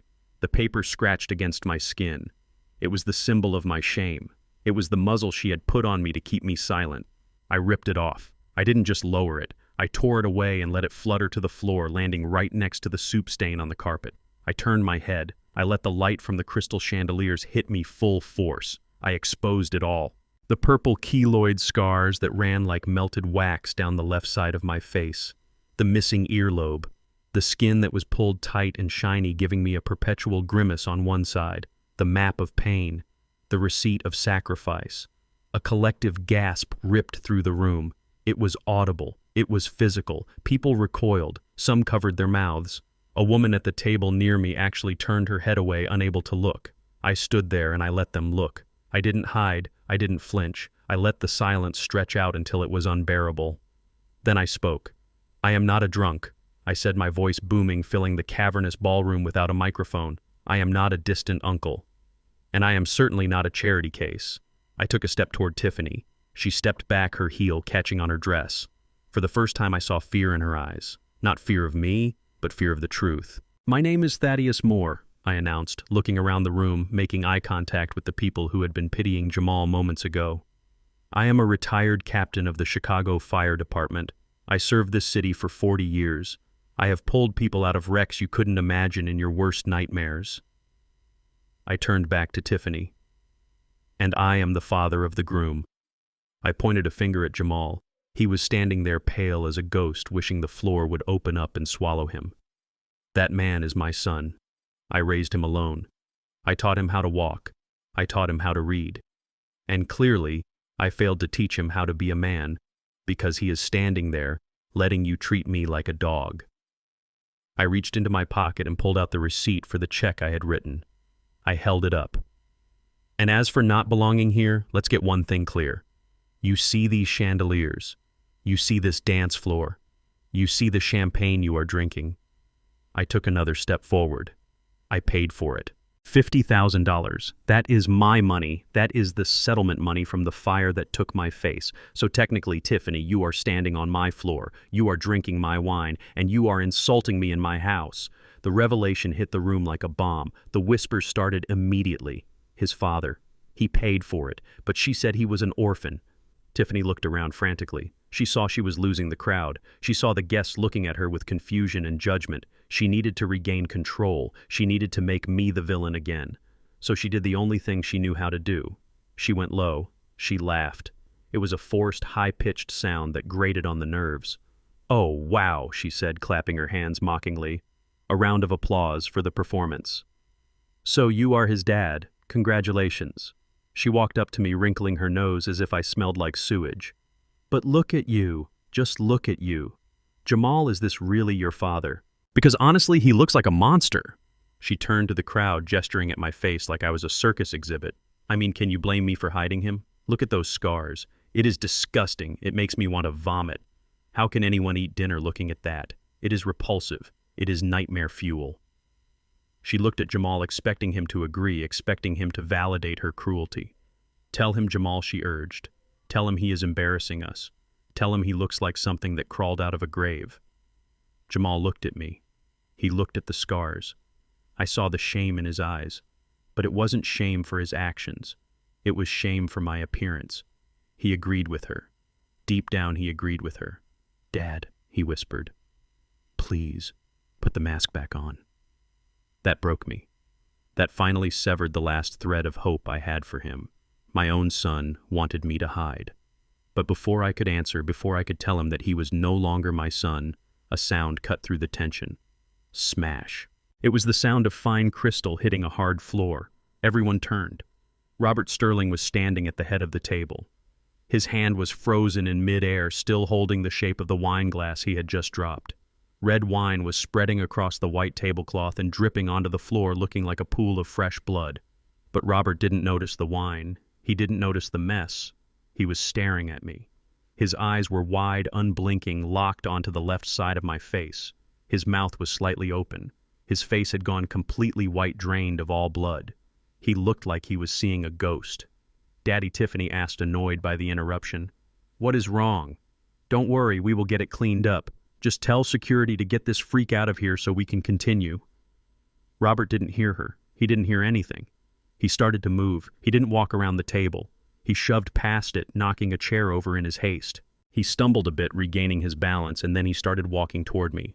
His movement was trance-like. He walked right past his wife. He walked right past Jamal. He walked right past Tiffany, who was trying to grab his arm. "Daddy, stop! Where are you going?" she demanded. Robert pushed her hand away without even looking at her. He kept his eyes fixed on me, fixed on the scars. The room fell into a deathly silence again. Everyone watched as the billionaire Robert Sterling walked across the ballroom floor toward the disfigured old man who had just claimed to be the financier of the wedding. I stood my ground. I watched him come. I saw the recognition in his eyes. I saw the memories flooding back. He stopped 3 feet in front of me. He was trembling. His hands were shaking by his sides. He looked at my ear. He looked at the way the skin pulled at my jaw. He looked at the specific pattern of the burn, the way it wrapped around my neck. He knew that pattern. He had seen it happen. He had smelled the burning flesh 30 years ago. He raised a shaking hand. He reached out as if he wanted to touch my face, but he was afraid I might be an illusion. "Is it?" he whispered. His voice was barely a breath, a broken sound that carried more emotion than all of Tiffany's speeches combined. "Is it really you?" Tiffany stomped her foot. "Daddy, stop it. You don't know him. He is nobody. He is just Jamal's ugly father." Robert spun around. The speed and violence of the movement made everyone jump. "Shut up," he roared. The sound of his voice was terrifying. It wasn't the polite voice of a society man. It was the voice of a primal rage. Tiffany froze, her mouth hanging open. She had never heard her father yell at her in her entire life. Robert turned back to me. Tears were streaming down his face now, unashamed. "I have looked for you," he said, his voice cracking. "For 30 years I have looked for you. I hired detectives. I checked every hospital. They told me you disappeared. They told me the firefighter who saved us didn't leave a name. I didn't want a reward, Robert," I said softly. "I just did my job." "Job." Robert choked out a sob. "You call that a job? You gave me my life. You gave me my wife." He fell to his knees. Right there in the middle of the Ritz-Carlton ballroom, Robert Sterling, the billionaire, the titan of industry, fell to his knees in front of me. He grabbed my hand, my scarred, rough hand, and he pressed his forehead against it, weeping uncontrollably. "Thank you," he sobbed. "Thank you. Thank you." The sound of his weeping filled the room. Tiffany stood there horrified. Jamal stood there confused. And I stood there, the man with the monster face, looking down at the man whose life I had saved, feeling the weight of the truth finally crushing the lies. The mask was off, and the real faces were finally being revealed. The silence in the ballroom was absolute. It was a vacuum that sucked the air out of the room, leaving only the tension of a stretched rubber band waiting to snap. I stood there, my scarred face exposed to the lights, and watched as Robert Sterling, the man who owned half the city, stumbled toward me like a pilgrim reaching a shrine. He pushed past Tiffany. He didn't just walk around her, he physically shoved her aside. It wasn't a violent shove, but it was dismissive. It was the action of a man who was sweeping away a cobweb to get to something precious. Tiffany stumbled back, her high heels catching on the carpet, her face a mask of shock. She had never been pushed aside in her life, especially not by her father. "Daddy," she gasped, grabbing his arm. "What are you doing? That is the man who ruined my dress. That is the crazy person." Robert didn't even hear her. He shook her hand off his arm as if it were a bothersome fly. He kept his eyes locked on me. He was breathing hard, his chest heaving under his tuxedo. Claire was right behind him. She was moving faster than I had ever seen a woman her age move. She abandoned her purse on the table. She abandoned her dignity. She ran to catch up with her husband, her eyes streaming with tears that ruined her makeup, but she didn't care. They stopped 2 feet in front of me. Up close, I could see the age in their faces. I could see the lines that 30 years of life had etched there. But in their eyes, I saw the young couple from the elevator shaft. I saw the terror and the gratitude frozen in time.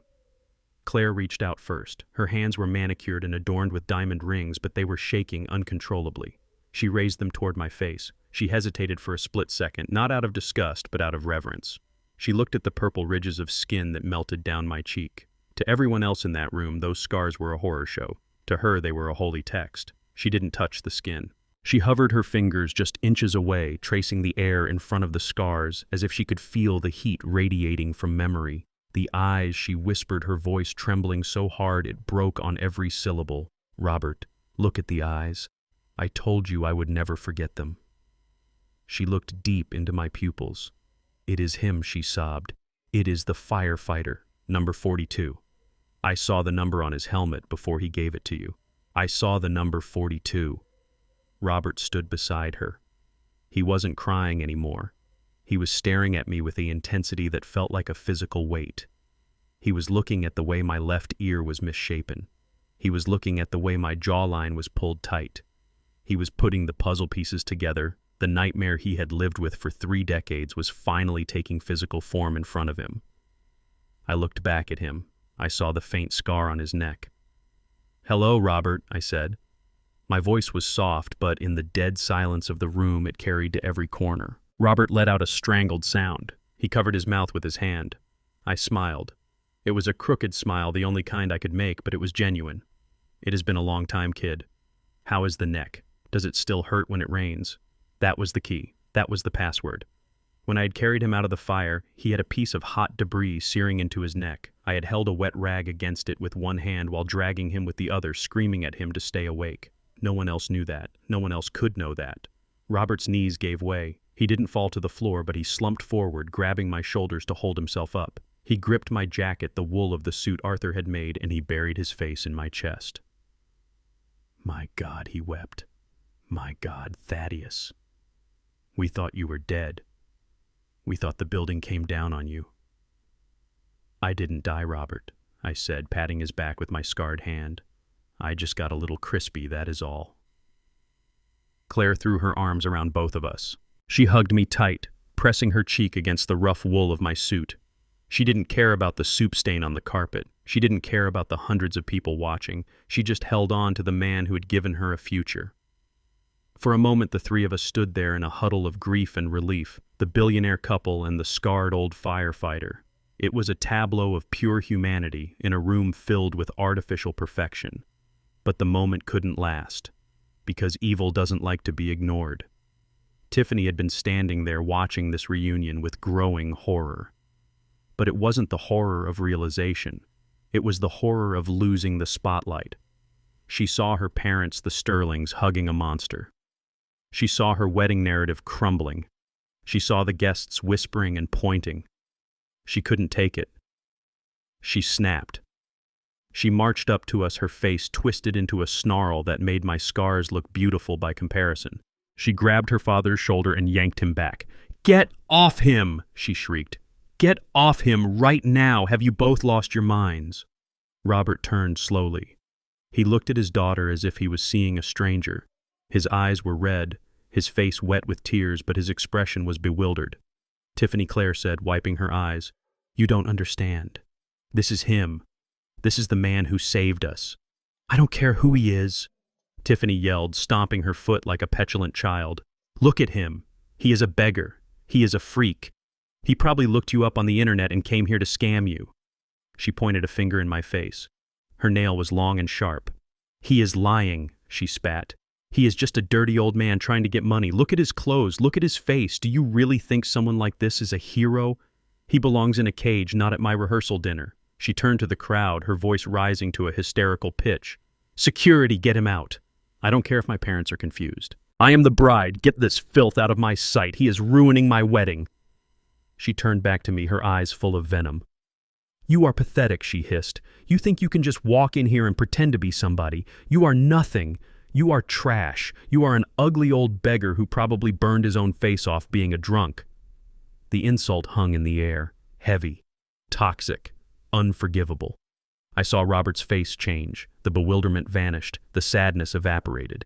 In its place came a cold, hard fury, the kind of fury that only a parent can feel when they realize they have raised a monster. He straightened up.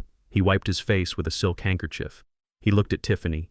He looked at her white dress. He looked at her diamond ring. He looked at the sneer on her lips. And then he moved. It was fast, too fast for an old man. It was the movement of a father who needed to correct a mistake that had gone on for 26 years. Smack.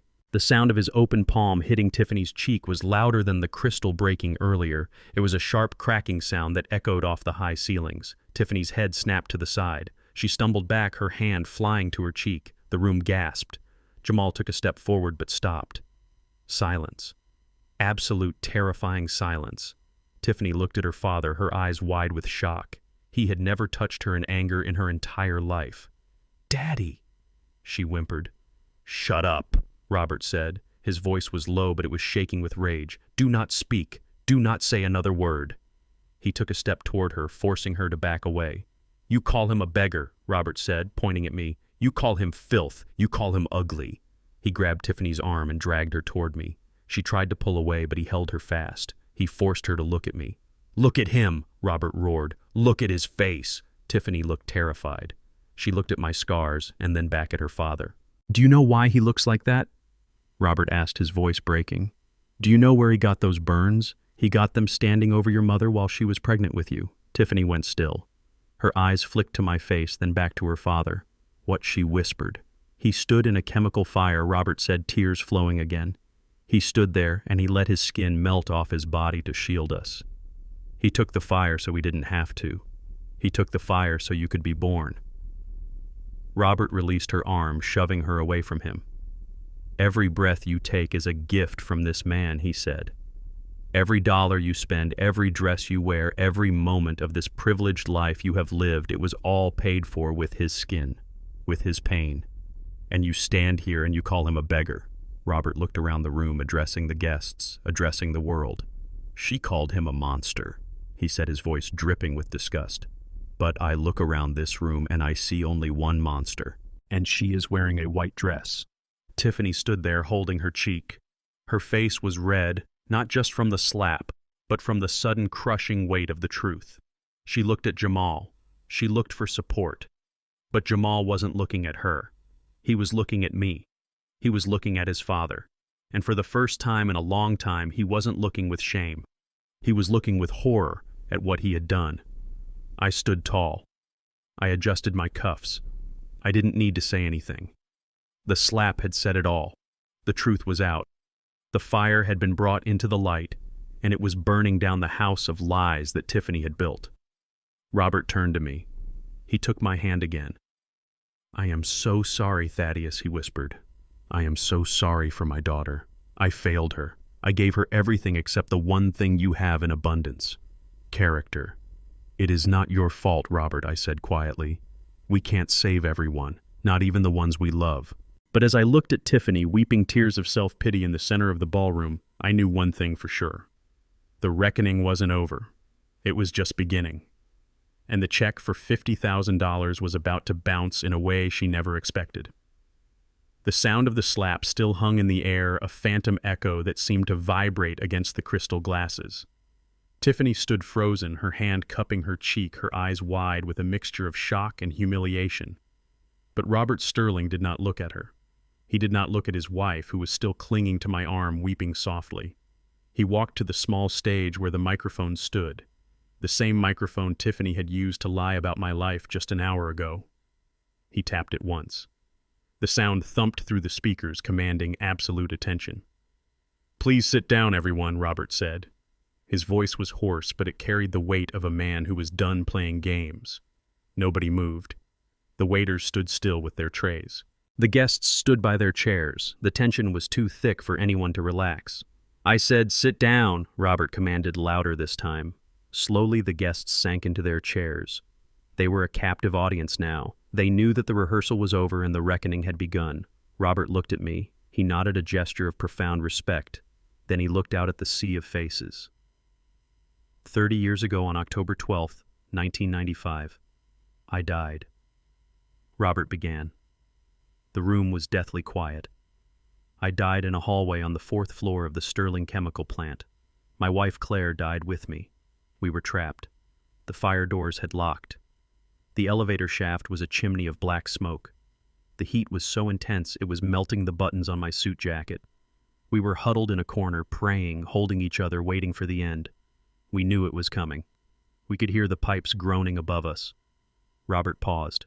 He took a deep breath, his eyes unfocused, as if he was seeing the flames right there in the ballroom. Above our heads, a main transport line for industrial acid burst. It didn't just leak. It exploded. A curtain of boiling chemical sludge was coming down right on top of us. It would have dissolved us in seconds. It would have left nothing but bones. He pointed a shaking finger at me. But then a door kicked open, and out of the smoke came a man. He didn't look like a man. He looked like a giant in yellow gear. He saw us. He saw the pipe bursting. He didn't have time to get us out. He didn't have time to run. Robert's voice broke. He had to stop to compose himself. So he did the only thing he could. He threw us into the corner and he covered us. He used his own body as a shield. He turned his back to the acid and he hunched over us. I stood in the back listening to his words. I remembered the weight of that acid. It felt like 1,000 wasps stinging at once. I remembered the smell of my own turnout gear dissolving.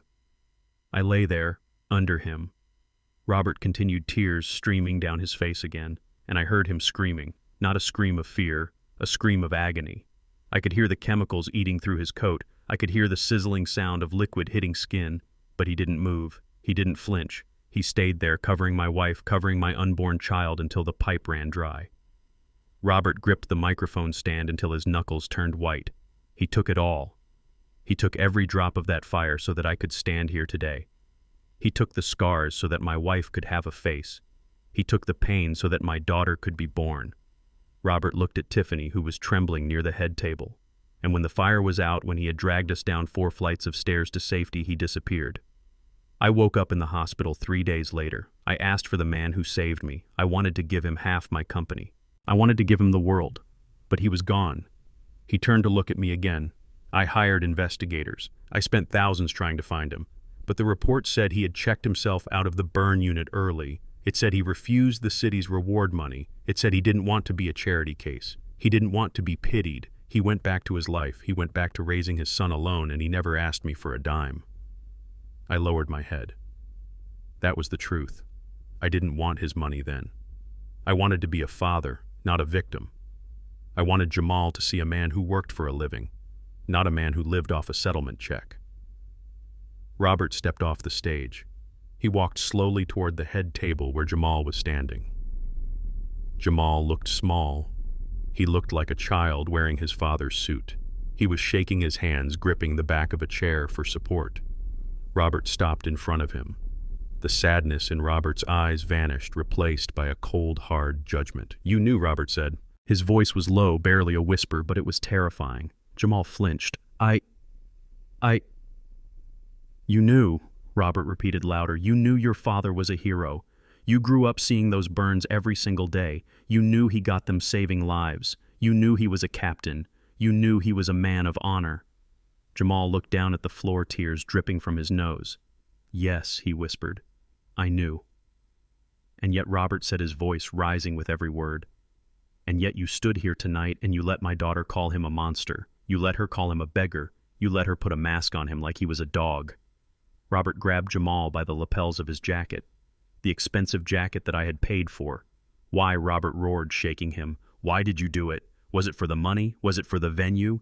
Did you sell your father's dignity for a deposit on a ballroom?" Jamal sobbed. His legs gave out. He crumbled. Robert let him go, and Jamal fell to his knees on the polished floor. I just wanted to fit in," Jamal cried, his voice high and pathetic. "I wanted to be like you. I wanted to be a Sterling. I was ashamed. I was ashamed of the truck. I was ashamed of the house. I didn't want people to look at him and feel sorry for me." The confession hung in the air, naked and ugly. Robert looked down at him with pure disgust. "You wanted to be a Sterling," Robert said, spitting the words out. "You think being a Sterling is about money. You think it is about the Ritz and the Porsche and the white dress. You fool. Being a Sterling is about honor. It is about loyalty. And you have none." Robert turned to the guests. "This wedding is over," he announced. "Go home." Then he looked at Tiffany. She was sobbing now, realizing that her fairy tale had turned into a horror movie. "And you," Robert said to his daughter, "you called him a monster. You called the man who gave you life a monster. You are going to apologize. You are going to get on your knees next to your coward of a fiancé, and you are going to beg that man for forgiveness." Tiffany shook her head, backing away. I can't. He is..." Robert didn't let her finish. He turned his back on her. He walked over to me. He stood in front of me again. "Thaddeus," he said, "I cannot undo the disrespect my family has shown you tonight. I cannot undo the pain we caused, but I can make sure it never happens again." I looked at Robert. I looked at the man I saved. "It is not your fault, Robert," I said. "We raise our children, but we cannot live their lives for them." I looked past him at Jamal.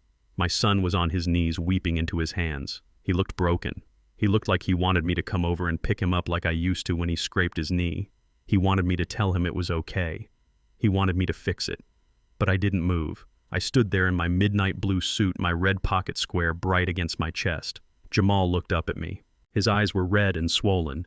"Dad," he choked out. "Dad, please, I am sorry. I was so stupid. Please, Dad." He reached a hand out toward me. I looked at that hand. I remembered holding it when it was tiny. I remembered holding it when we walked to his first day of school. I remembered holding it when we buried his mother. But tonight, that hand had taken a check and tried to erase my existence. I took a step back. The distance between us was only 10 feet, but in that moment it became an ocean. It became a canyon that no apology could bridge. "You are not sorry you hurt me, Jamal," I said, my voice steady and calm. "You are sorry you got caught. You are sorry the check bounced." "Dad, don't say that," Jamal wailed. I turned to Robert. "I think I will go now," I said. "The air in here is a little too thin for me." Robert nodded. "I will drive you," he said. "Or my driver will. Anywhere you want to go." "No," I said.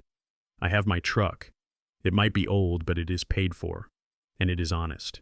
I started to walk toward the exit. I walked past the table where I had sat in the dark. I walked past the soup stain on the floor. I walked past Tiffany, who was staring at the ground, unable to look at me. "Dad, wait," Jamal screamed, scrambling to his feet. "Don't leave me here." I stopped at the double doors. I didn't turn around. "You are a Sterling now, Jamal," I said without looking back. "You got what you wanted. You are a self-made man." I pushed the doors open and walked out into the cool night air. Behind me, I heard the sound of my son crying, but for the first time in his life, I didn't turn back to comfort him. I had carried him long enough. It was time for him to walk on his own, even if he had to crawl first. The truth was out. The fire was over. And as I walked toward my rusted Ford truck, I felt lighter than I had in 30 years. The weight of the secret was gone. The weight of the mask was gone.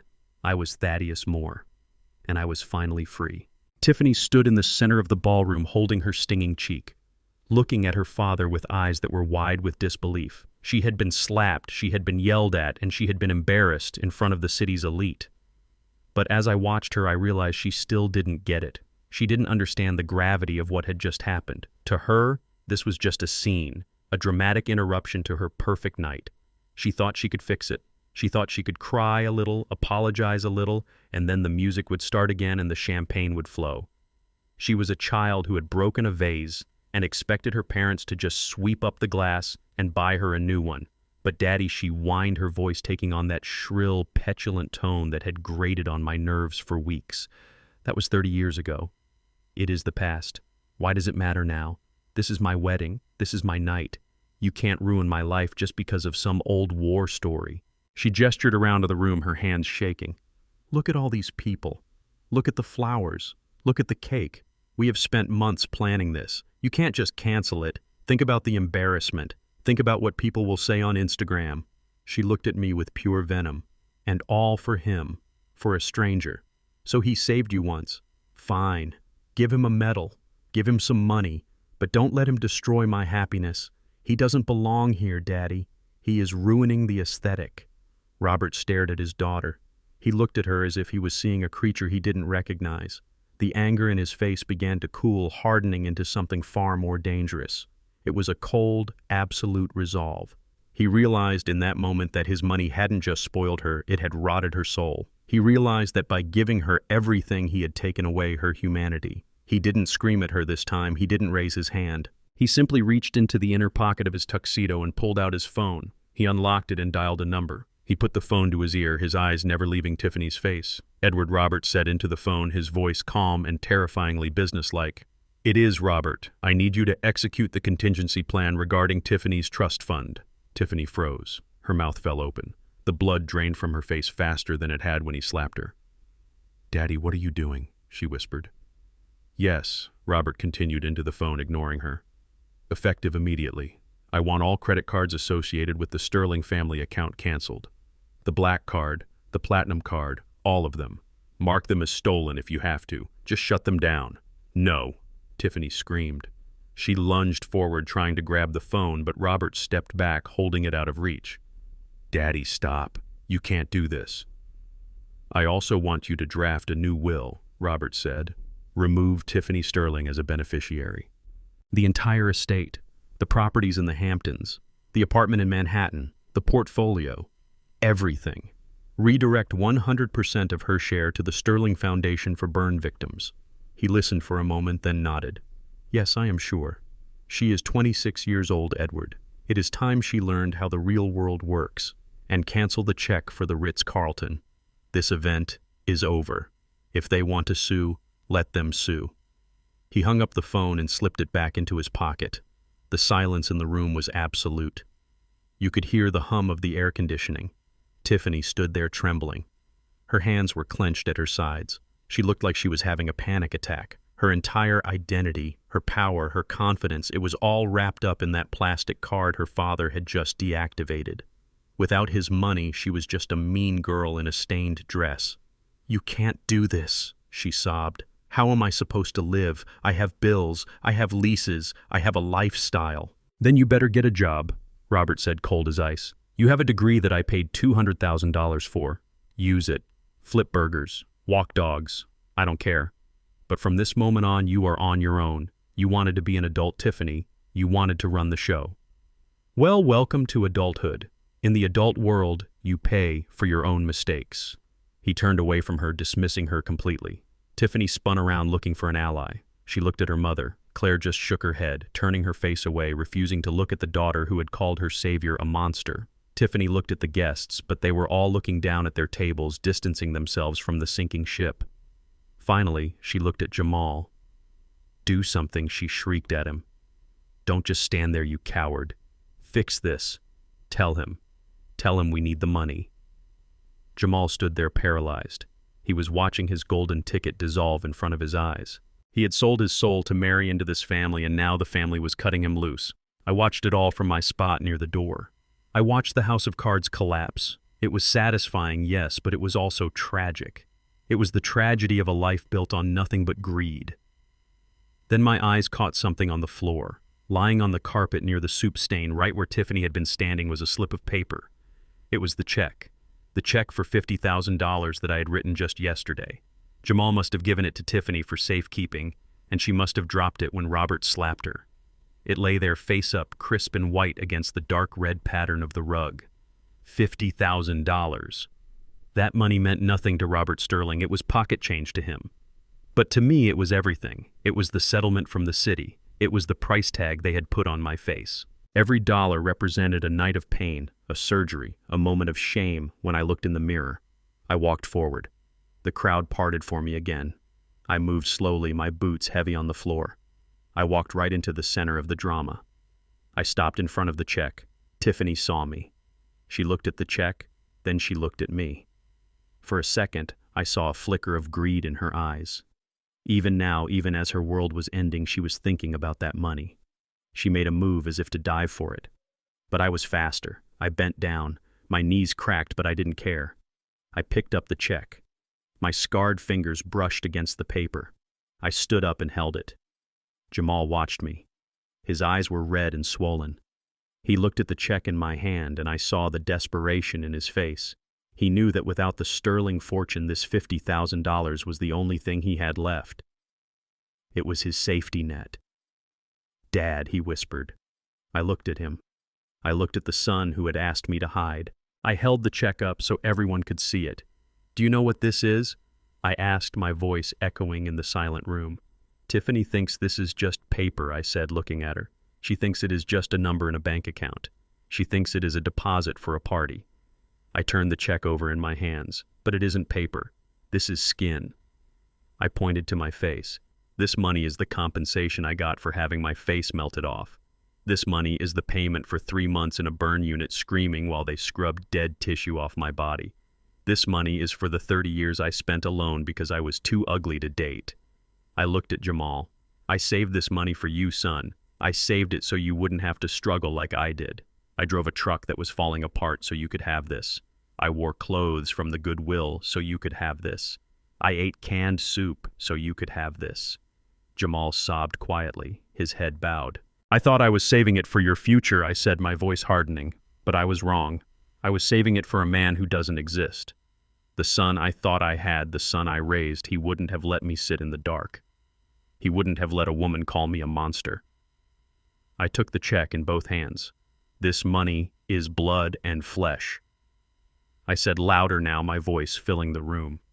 It is my blood. It is my flesh.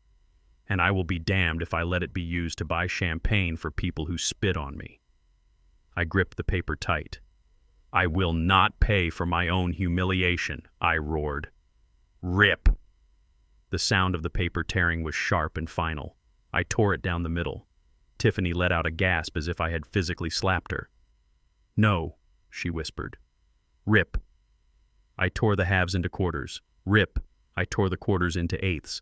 I kept tearing until the $50,000 was nothing but a handful of white confetti. I walked over to Tiffany. She stood there trembling, stripped of her inheritance, stripped of her dignity, and now stripped of her last hope. I opened my hand.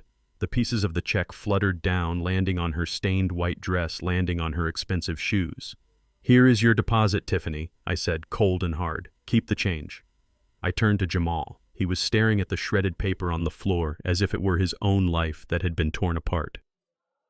You wanted a wedding, I said to him. Well, you got a show. I hope it was worth it. I dusted my hands off, cleaning them of the dirty money. I looked at Robert. He was watching me with a look of profound sorrow and respect.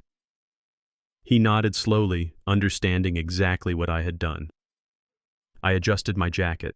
The midnight blue wool felt lighter now. The burden was gone. I didn't look back at them.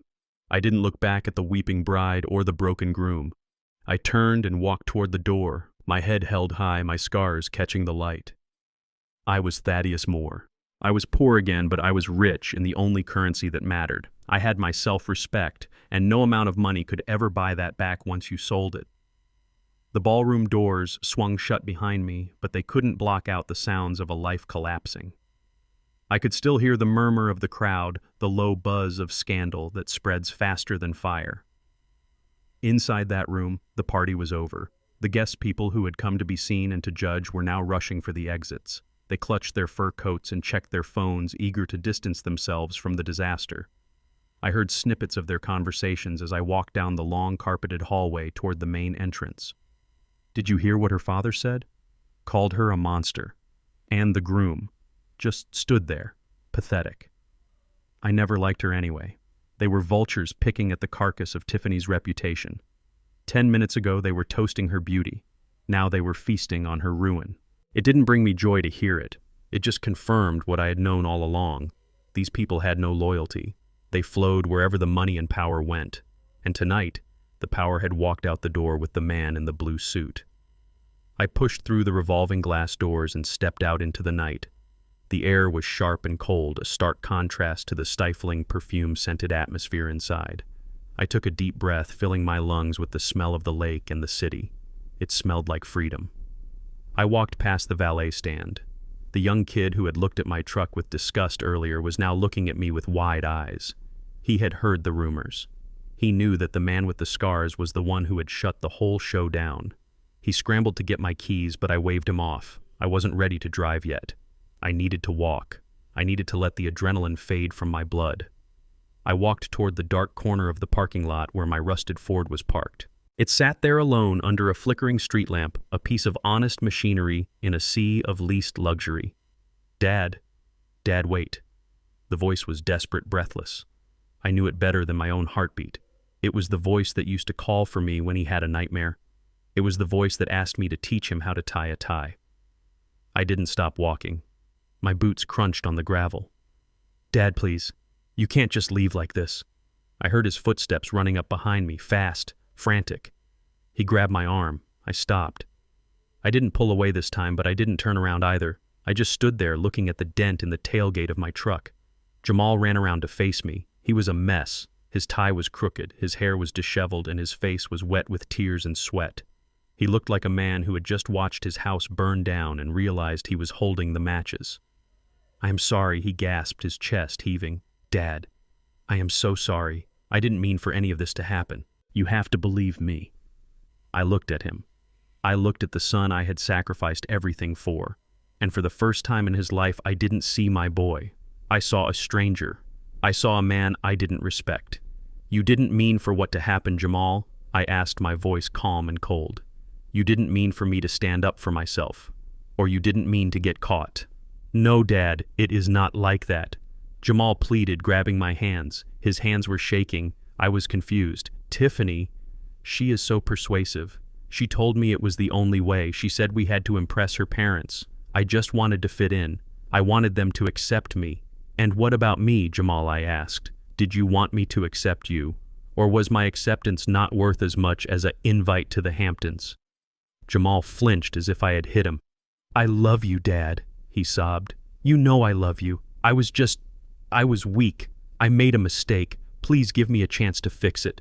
We can go back inside. We can talk to Robert. You can tell him to give me another chance. He listens to you. He worships you. I pulled my hands away from his grip. He was still doing it. Even now, standing in the wreckage, he was looking for an angle. He wanted me to use my new status as a hero to get him back into the good graces of the bank account. You still don't get it, do you? I said, shaking my head slowly. Get what, Dad? I lost everything. She is gone. The money is gone. You didn't lose anything, Jamal, I said, cutting him off. Because you never had it. It wasn't yours. It was a costume you were wearing. I took a step closer to him, forcing him to look at the scars he had tried to hide. You are apologizing because the check bounced, I said. You are crying because the easy road just disappeared. But you are not crying for me. You are not crying for the fact that you looked your father in the eye and told him to wear a mask. I was trying to protect you, Jamal stammered. I didn't want people to stare. Liar, I said. The word hung in the cold air between us. You were protecting yourself. You were ashamed. Not of me, but of where you came from. You were ashamed of the truck. You were ashamed of the neighborhood. You were ashamed that your father works with his hands and carries the marks of his labor on his face. Jamal lowered his head, unable to meet my gaze. You fell in love with a woman who hates who you are, I continued. And instead of defending your blood, you decided to drain it. You decided to become a paper doll cut out to fit into her little dollhouse. Dad, please, Jamal whispered. I can change. I can be better. Just don't look at me like that. Like you hate me. I don't hate you, son, I said. My voice softened, but it didn't lose its edge. Hate takes energy, and I don't have any energy left for this lie. I am just disappointed, and that is worse than hate. I turned toward my truck. I put my hand on the cold metal of the door handle. Where are you going? Jamal asked, panic rising in his voice again. Can I come with you? Can I come home? I stopped. I looked at the empty passenger seat. The seat where he used to sit when he was a kid, his feet barely touching the floorboard, telling me about his day at school. No, I said. Jamal froze. What? You can't come home, Jamal, I said. Not tonight. Not to that house. But where will I go? He asked, his voice trembling like a lost child. I gave up my apartment. I moved everything into Tiffany's place. She won't let me back in. I have nowhere to go. Then you better start walking, I said. I turned to face him one last time. This is the lesson, Jamal. This is the one I shielded you from your whole life. Actions have consequences. You wanted to be a man of the world. You wanted to be independent. Well, here it is. The world is cold and it is hard and nobody cares if you are cold. But Dad, you are not wrong for loving her, Jamal, I said, my voice firm. You can love whoever you want, but you are wrong for being ashamed of your roots. A tree without roots falls over in the first wind. And tonight, you fell over. I pointed to the city skyline glittering in the distance. When you can stand on your own 2 feet, I said. When you can look me in the eye without needing a check or a favor. When you are proud of the name Moore, then you can come find me. But until then, you are on your own. Jamal stood there stunned. He had expected anger. He had expected yelling. But he hadn't expected this. He hadn't expected to be cut loose. Just then, a sleek black car pulled up beside us. It wasn't a taxi, it was a Rolls-Royce. The window rolled down. It was Robert Sterling. He wasn't sitting in the back, he was driving. Thaddeus Robert called out. I looked at him. Get in, Robert said. Leave the truck. I will have my staff pick it up in the morning and bring it to you. You shouldn't be driving tonight. You have had a long evening." I hesitated. I looked at my truck, my sanctuary. Then I looked at Jamal. If I drove away in my truck, he would think we were just back to normal. He would think he could just call me tomorrow and beg for money again. He needed to see a shift. He needed to see that the dynamic had changed forever. I looked at Robert. "Thank you, Robert. I would appreciate that." I walked over to the Rolls-Royce. Robert got out and opened the passenger door for me. He didn't let a chauffeur do it. He did it himself. It was a gesture of supreme respect. One man serving another, not out of duty, but out of honor. I got in. The leather was soft. The air was warm. Jamal watched us, his mouth hanging open. He watched as the billionaire opened the door for the mechanic. He watched as his father was treated like a king while he stood in the cold like a beggar. Robert walked around to the driver's side. He stopped and looked at Jamal. He didn't say a word. He just gave him a look of pity and disappointment. Then he got in and started the engine. The car purred to life. As we pulled away, I looked in the side mirror. I saw Jamal standing alone in the middle of the empty parking lot. The wind was whipping his expensive suit jacket around him. He looked small. He looked lost. He looked like a boy who had finally realized that the price of admission to the VIP room was his own soul, and he had paid it for nothing. "Are you okay, Thaddeus?" Robert asked quietly as we turned onto the main road. I watched my son disappear into the darkness. It broke my heart to leave him there. Every instinct in my body screamed to go back and pick him up, but I knew I couldn't. If I picked him up now, I would be carrying him forever, and he was too heavy. "I am okay, Robert," I said, staring straight ahead. "He has to learn." "He will," Robert said. "Sometimes the rock bottom is the only place solid enough to build a foundation on." I nodded. I hoped he was right. I hoped that out there in the cold, Jamal would finally find the fire that I knew was inside him somewhere. The fire that didn't destroy, but purified. We drove into the night, leaving the wreckage of the wedding behind us. The silence in the car wasn't empty. It was filled with the understanding of two fathers who had tried their best and learned that sometimes love means walking away. 3 months, 90 days. That is exactly how long it takes for a life to completely disintegrate. 3 months ago, I was Tiffany Sterling, the heiress to a pharmaceutical empire, the girl who had a standing reservation at Le Monde, and a closet full of clothes that cost more than most people earn in a year.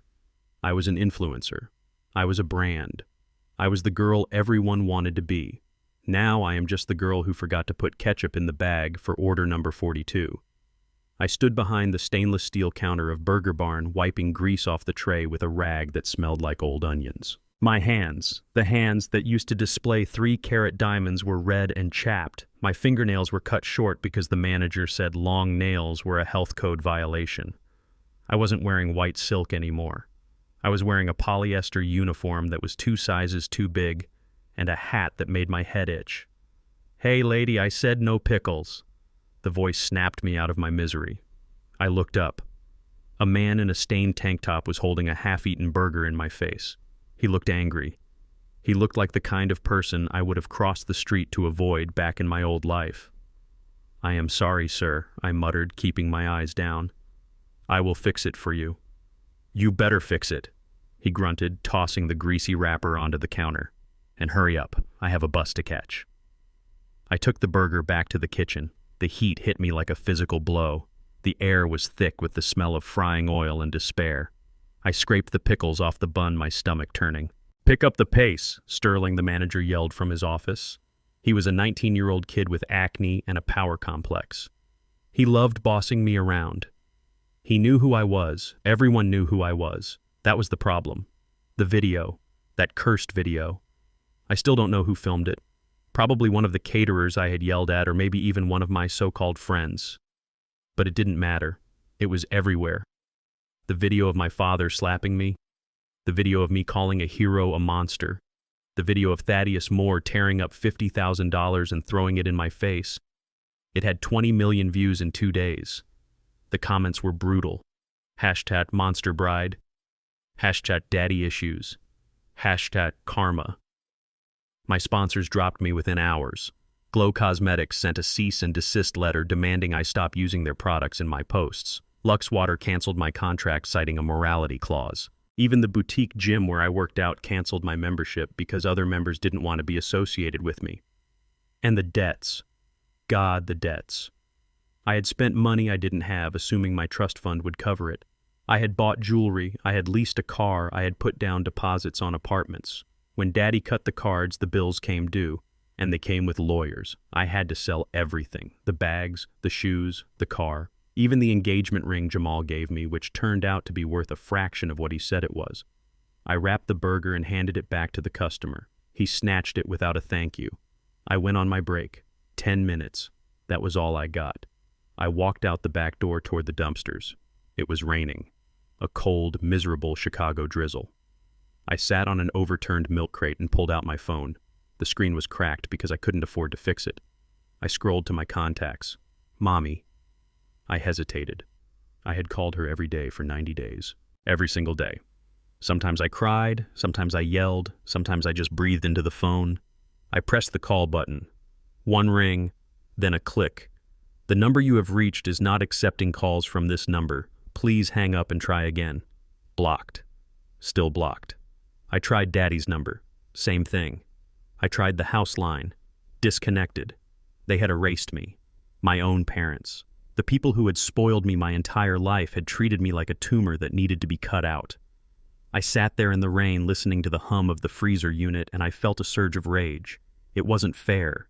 I made a mistake, sure. I was rude. But to lose everything, to be working here, it was cruel. It is all his fault, I whispered, gripping the phone. Thaddeus Moore. That old man ruined my life.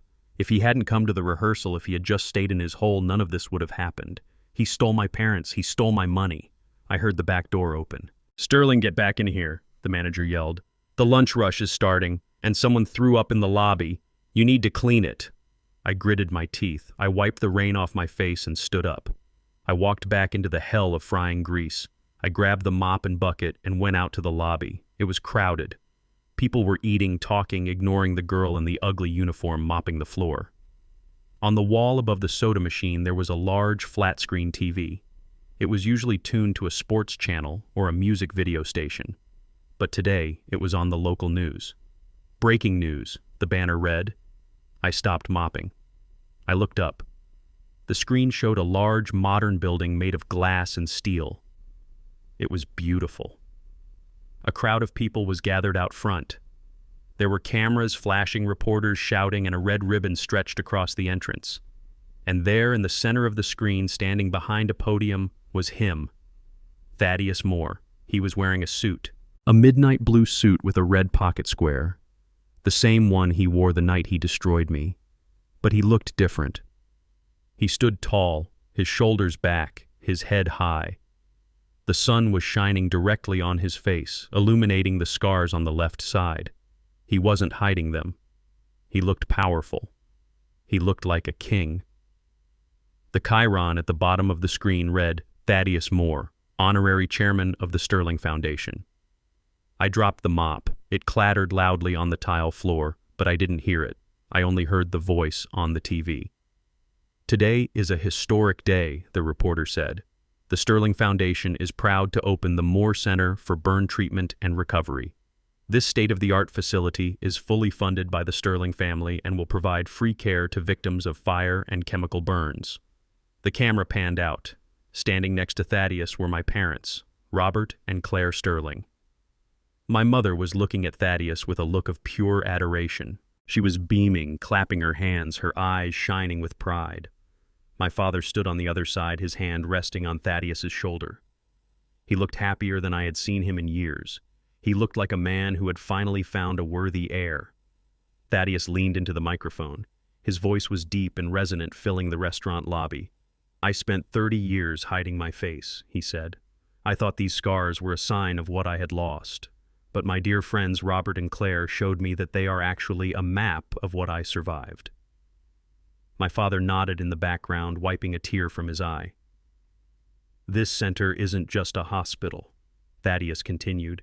It is a promise that no one has to walk through the fire alone. We are a family here, and family protects its own. Family. The word hit me like a bullet. He had taken my place. He wasn't just the chairman, he was the son they never had. He was the legacy. And then the reporter asked a question. Mr. Sterling, a quick word. This is a massive donation. Nearly $50 million. Where did the funding come from? The camera zoomed in on my father. He looked directly into the lens. It felt like he was looking right at me, right through the screen, into the dirty lobby of the burger barn. Robert Sterling smiled. A cold, satisfied smile. We reallocated funds from a trust that was no longer serving a positive purpose, he said. We decided to invest in courage instead of vanity. We decided to invest in a real hero rather than a disappointment. A disappointment. He was talking about me. He was telling the whole world that he had taken my money, my future, my life, and given it to Thaddeus Moore. I felt my knees give way. I grabbed the edge of a table to steady myself. The customers in the restaurant were watching the TV too. "Wow," said a woman at the table next to me. "That is an amazing story. That old man is a hero." "Yeah," said her husband. "And look at the parents. They look so proud." That is what a real family looks like. I wanted to scream. I wanted to tell them that I was their daughter.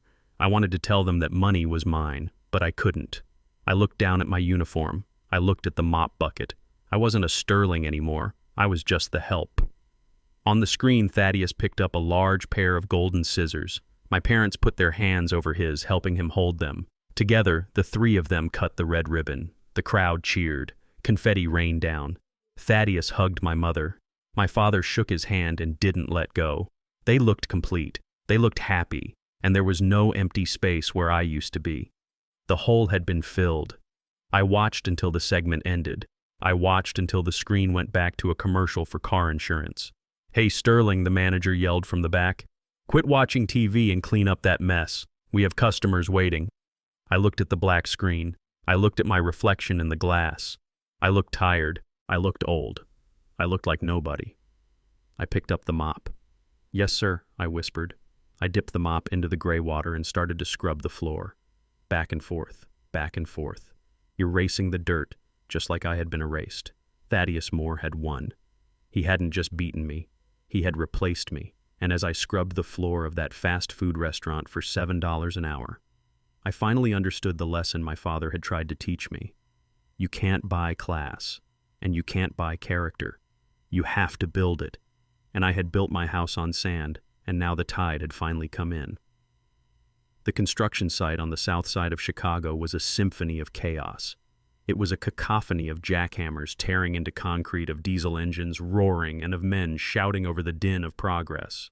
Dust hung in the air like a thick gray curtain, coating everything in a layer of grit that tasted like limestone and sweat. I parked my old Ford truck across the street. I killed the engine, but I didn't get out. I just sat there watching. I was watching a young man in a neon yellow vest and a hard hat that looked too new. He was hauling bags of cement from a pallet to a mixer. Each bag weighed 80 pounds. I watched him struggle with the first one, his knees buckling slightly under the weight.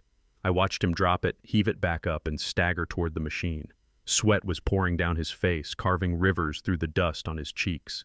His expensive haircut was matted and ruined. His soft hands, the hands that used to hold crystal champagne flutes, were now wrapped in cheap leather work gloves. It was Jamal. He wasn't an architect here. He wasn't a Sterling. He was a laborer, the lowest rung on the ladder. He was doing the work that breaks your back and builds your character. I watched him for 20 minutes. I wanted to see if he would quit. I wanted to see if he would throw down his gloves and walk away when the foreman yelled at him. I saw the foreman, a burly man with a neck like a tree stump, point a finger in Jamal's face, screaming about the pace of the work. Jamal didn't argue. He didn't make excuses. He just nodded, wiped his forehead with his sleeve, and went back to the cement pile. He didn't quit. I reached over to the passenger seat. There was a metal lunchbox there. It was old, scratched, and dented. It was the same lunchbox I had carried to the firehouse for 30 years. Inside was a thermos of black coffee and 2 thick meatloaf sandwiches made with Beatrice's recipe. I opened the door of the truck and stepped out. My boots crunched on the gravel. I walked across the street, dodging a forklift. I walked right up to the chain-link fence. Jamal was bent over, catching his breath. He looked exhausted. He looked broken. But it was a good kind of broken. It was the kind of broken that happens before you get stronger. He looked up and saw me. He froze. For a second, I saw the old Jamal flicker in his eyes. The Jamal who hoped his daddy was coming to rescue him. The Jamal who hoped I had a check in my pocket to make the hard work go away. He straightened up, trying to look less tired, trying to salvage some shred of dignity. "Dad," he said. His voice was raspy from the dust. I didn't smile. I didn't wave. I just nodded. "You are lifting with your back," I said. "You need to use your legs. Keep your spine straight, or you will be crippled by 40. Jamal looked at me confused. He wiped his hands on his dirty jeans. "Is that why you came?" he asked. "To give me safety tips?" "I came to bring you lunch," I said. I held the metal box over the fence. Jamal looked at it. He looked at the dents in the metal. He knew this box. He used to beg me to let him carry it when he was 5 years old. I can't take money, Dad," he said quietly, looking at his boots. "Robert blacklisted me. No architecture firm will hire me. This is the only job I could get. I am trying to do it on my own." "I didn't offer you money," I said. "I offered you a sandwich." "There is a difference." He reached out and took the box. His hands were trembling. I saw the blisters on his fingers, some of them popped and raw. He tried to hide them, curling his fingers into his palms. "Don't hide them," I said, sharp and quick. He flinched. "They are ugly, Dad. My hands are messed up. Let me see them." He slowly opened his hands. They were red, swollen, and bleeding. They were the hands of a man who had never done a day of hard labor in his life, suddenly thrown into the deep end. "They aren't ugly, Jamal," I said, my voice softening. "That is honest dirt. That is the first honest thing you have earned in 5 years. You don't hide that. You wear it, just like I wear my face." Jamal looked at his hands, then at my face. He nodded slowly, understanding the connection. The whistle blew for the lunch break. The noise of the jackhammers died down, leaving a ringing silence in the air. Other workers were finding spots in the shade to eat, sitting on upturned buckets or piles of lumber. "Come on," I said, pointing to the scaffolding that ran up the side of the half-finished building. "Let's sit." We climbed up to the second level. We sat on the wooden planks, our legs dangling over the edge. From here, we could see the skyline of Chicago. We could see the shiny glass towers where Jamal used to work, where he used to sip expensive coffee and look down on the world. Now he was looking up at them from the bottom. He opened the lunchbox. The smell of the meatloaf hit him, and I saw his eyes water. He took a bite. He ate like a starving animal. He didn't care about table manners. He didn't care about crumbs. He just ate. "It is good," he mumbled with his mouth full. "It tastes like home." "It is your mother's recipe," I said, opening the thermos and pouring him a cup of coffee. "She always said a man can't build a future on an empty stomach." We sat there in silence for a while, just eating and watching the city move. The wind was cool up there, blowing the dust off our clothes. "I heard you are living in a studio apartment in the garment district," I said. Jamal nodded, swallowing hard. "Yeah, it is small. The heat doesn't work half the time. And the neighbors are loud." "Good," I said. He looked at me surprised. "Good, yes, good. Comfort makes you soft, Jamal. Struggle makes you sharp. You spent too long sleeping on silk sheets. You forgot how to wake up." "I know," he said quietly. "I know I messed up, Dad. I lost everything. Tiffany, the money, the reputation. I am a joke in this town." "You didn't lose anything that was real," I told him. "You lost a fantasy. You lost a mask." I took a sip of coffee. "You know why I didn't help you that night in the parking lot?" I asked. Jamal shook his head. "Because you were mad at me." "No, because I love you. If I had picked you up, if I had given you a check, you would have learned nothing. You would have just found another Tiffany. You would have found another mask. I had to let you fall, because you have to hit the ground to know where you stand." Jamal looked out at the city. "I am tired, Dad," he whispered. "I am so tired. Every muscle in my body hurts. I don't know if I can do this. I am not like you. You are a hero. You are strong.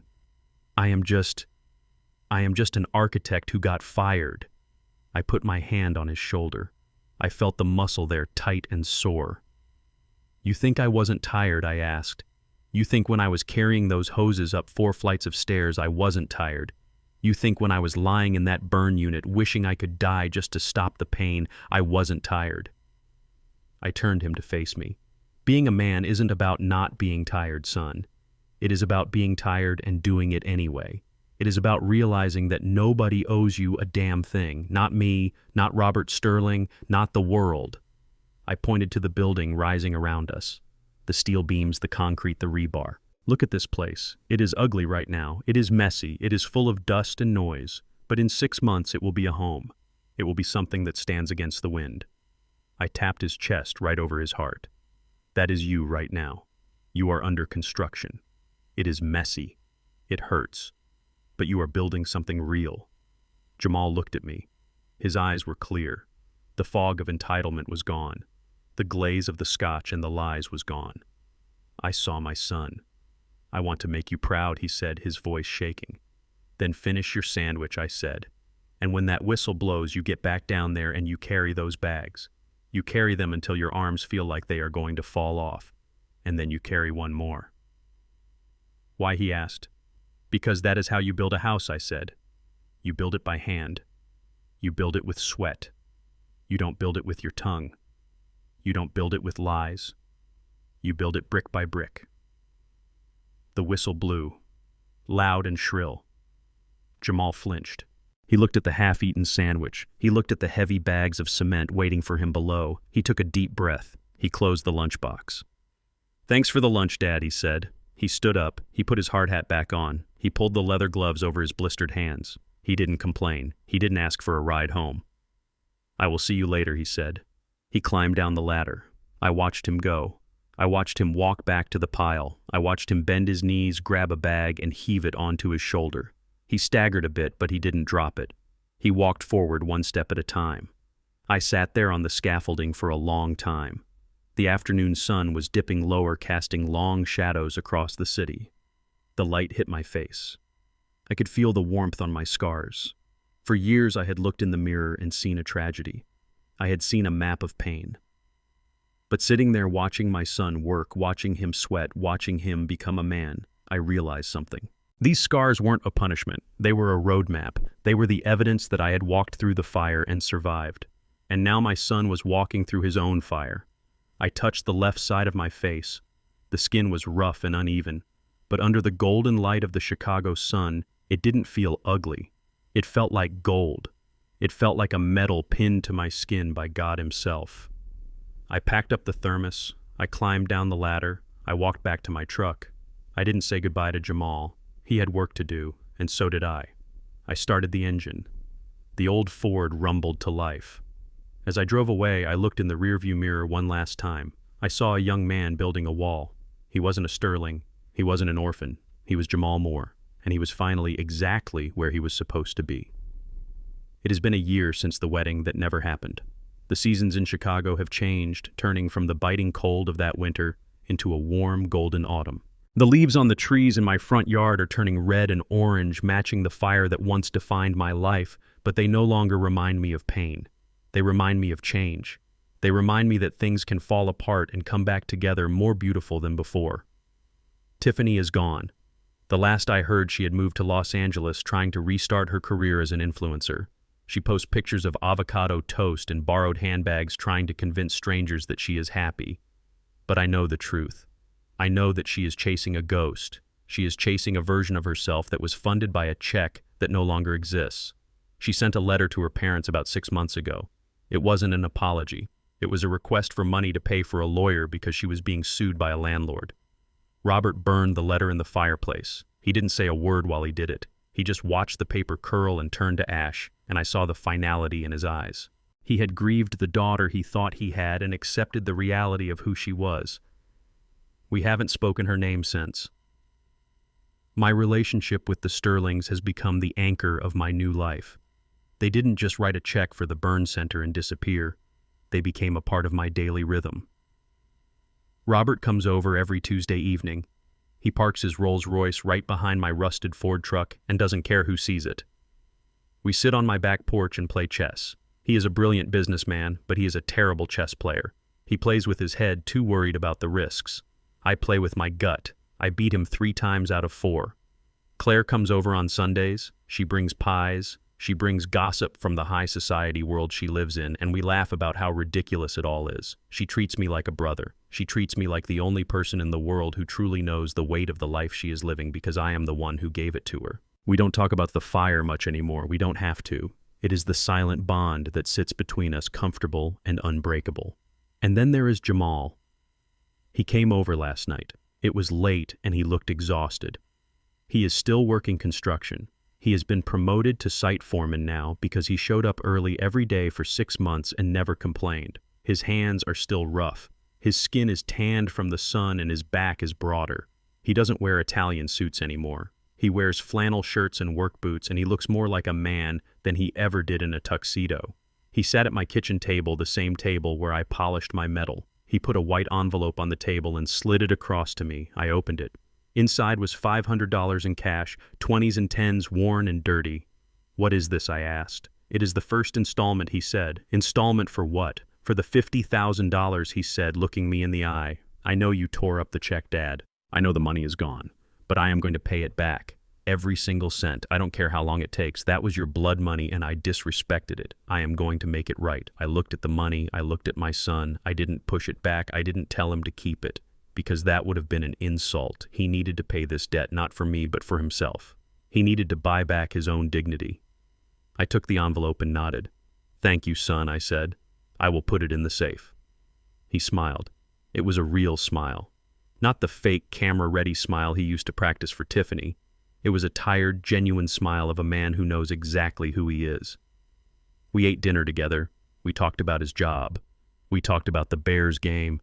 We didn't talk about the wedding. We didn't talk about the lies. We just sat there, two men, sharing a meal in a house built on truth. After he left, I went into the bathroom and looked in the mirror. I looked at the left side of my face. The purple ridges were still there. The pulled skin was still there. The missing ear was still there. For 30 years, I had looked at this reflection and seen a curse. I had seen a wall that separated me from the rest of the world. I had seen a reason for people to turn away. But tonight, I saw something different. I saw a filter. These scars aren't a wall. They are a gate. They keep out the shallow people. They keep out the Tiffanys of the world. They keep out the people who only care about surface appearances. And they let in the people who matter. They let in the Roberts and the Claires, who see the sacrifice behind the ugly. They let in the truth. My face is a litmus test for the human soul. If you can look at me and see the man, then you are worth knowing. If you look at me and see a monster, then I know I don't need you in my life. It took me 71 years to realize it, but I am glad I have these scars. They saved Robert and Claire. They saved my son from a loveless marriage, and in the end they saved me. I turned off the light and went to bed. The house was quiet. But it wasn't the lonely quiet of an old man waiting to die. It was the peaceful quiet of a man who has fought his war, won his battles, and is finally resting in the victory of his own self-respect. We live in a world obsessed with filters and flawless appearances, often forgetting that the most beautiful scars are the ones earned through sacrifice. My face was a map of pain, but to those who knew the truth, it was a symbol of love. True nobility isn't found in expensive suits or prestigious bloodlines. It is found in the courage to stand for others when the fire gets hot. Don't judge a book by its cover, because sometimes the most tattered covers hold the most heroic stories. Respect your history, respect your parents, for they bear the burns so you don't have to. If this story touched your heart, please hit the like button and subscribe to the channel. Let me know in the comments if you have a scar that tells a story, or if you know a hero who walks among us unnoticed. Share this video with someone who needs to be reminded that true beauty comes from within. Thank you for listening, and remember to stand tall no matter what life throws at you.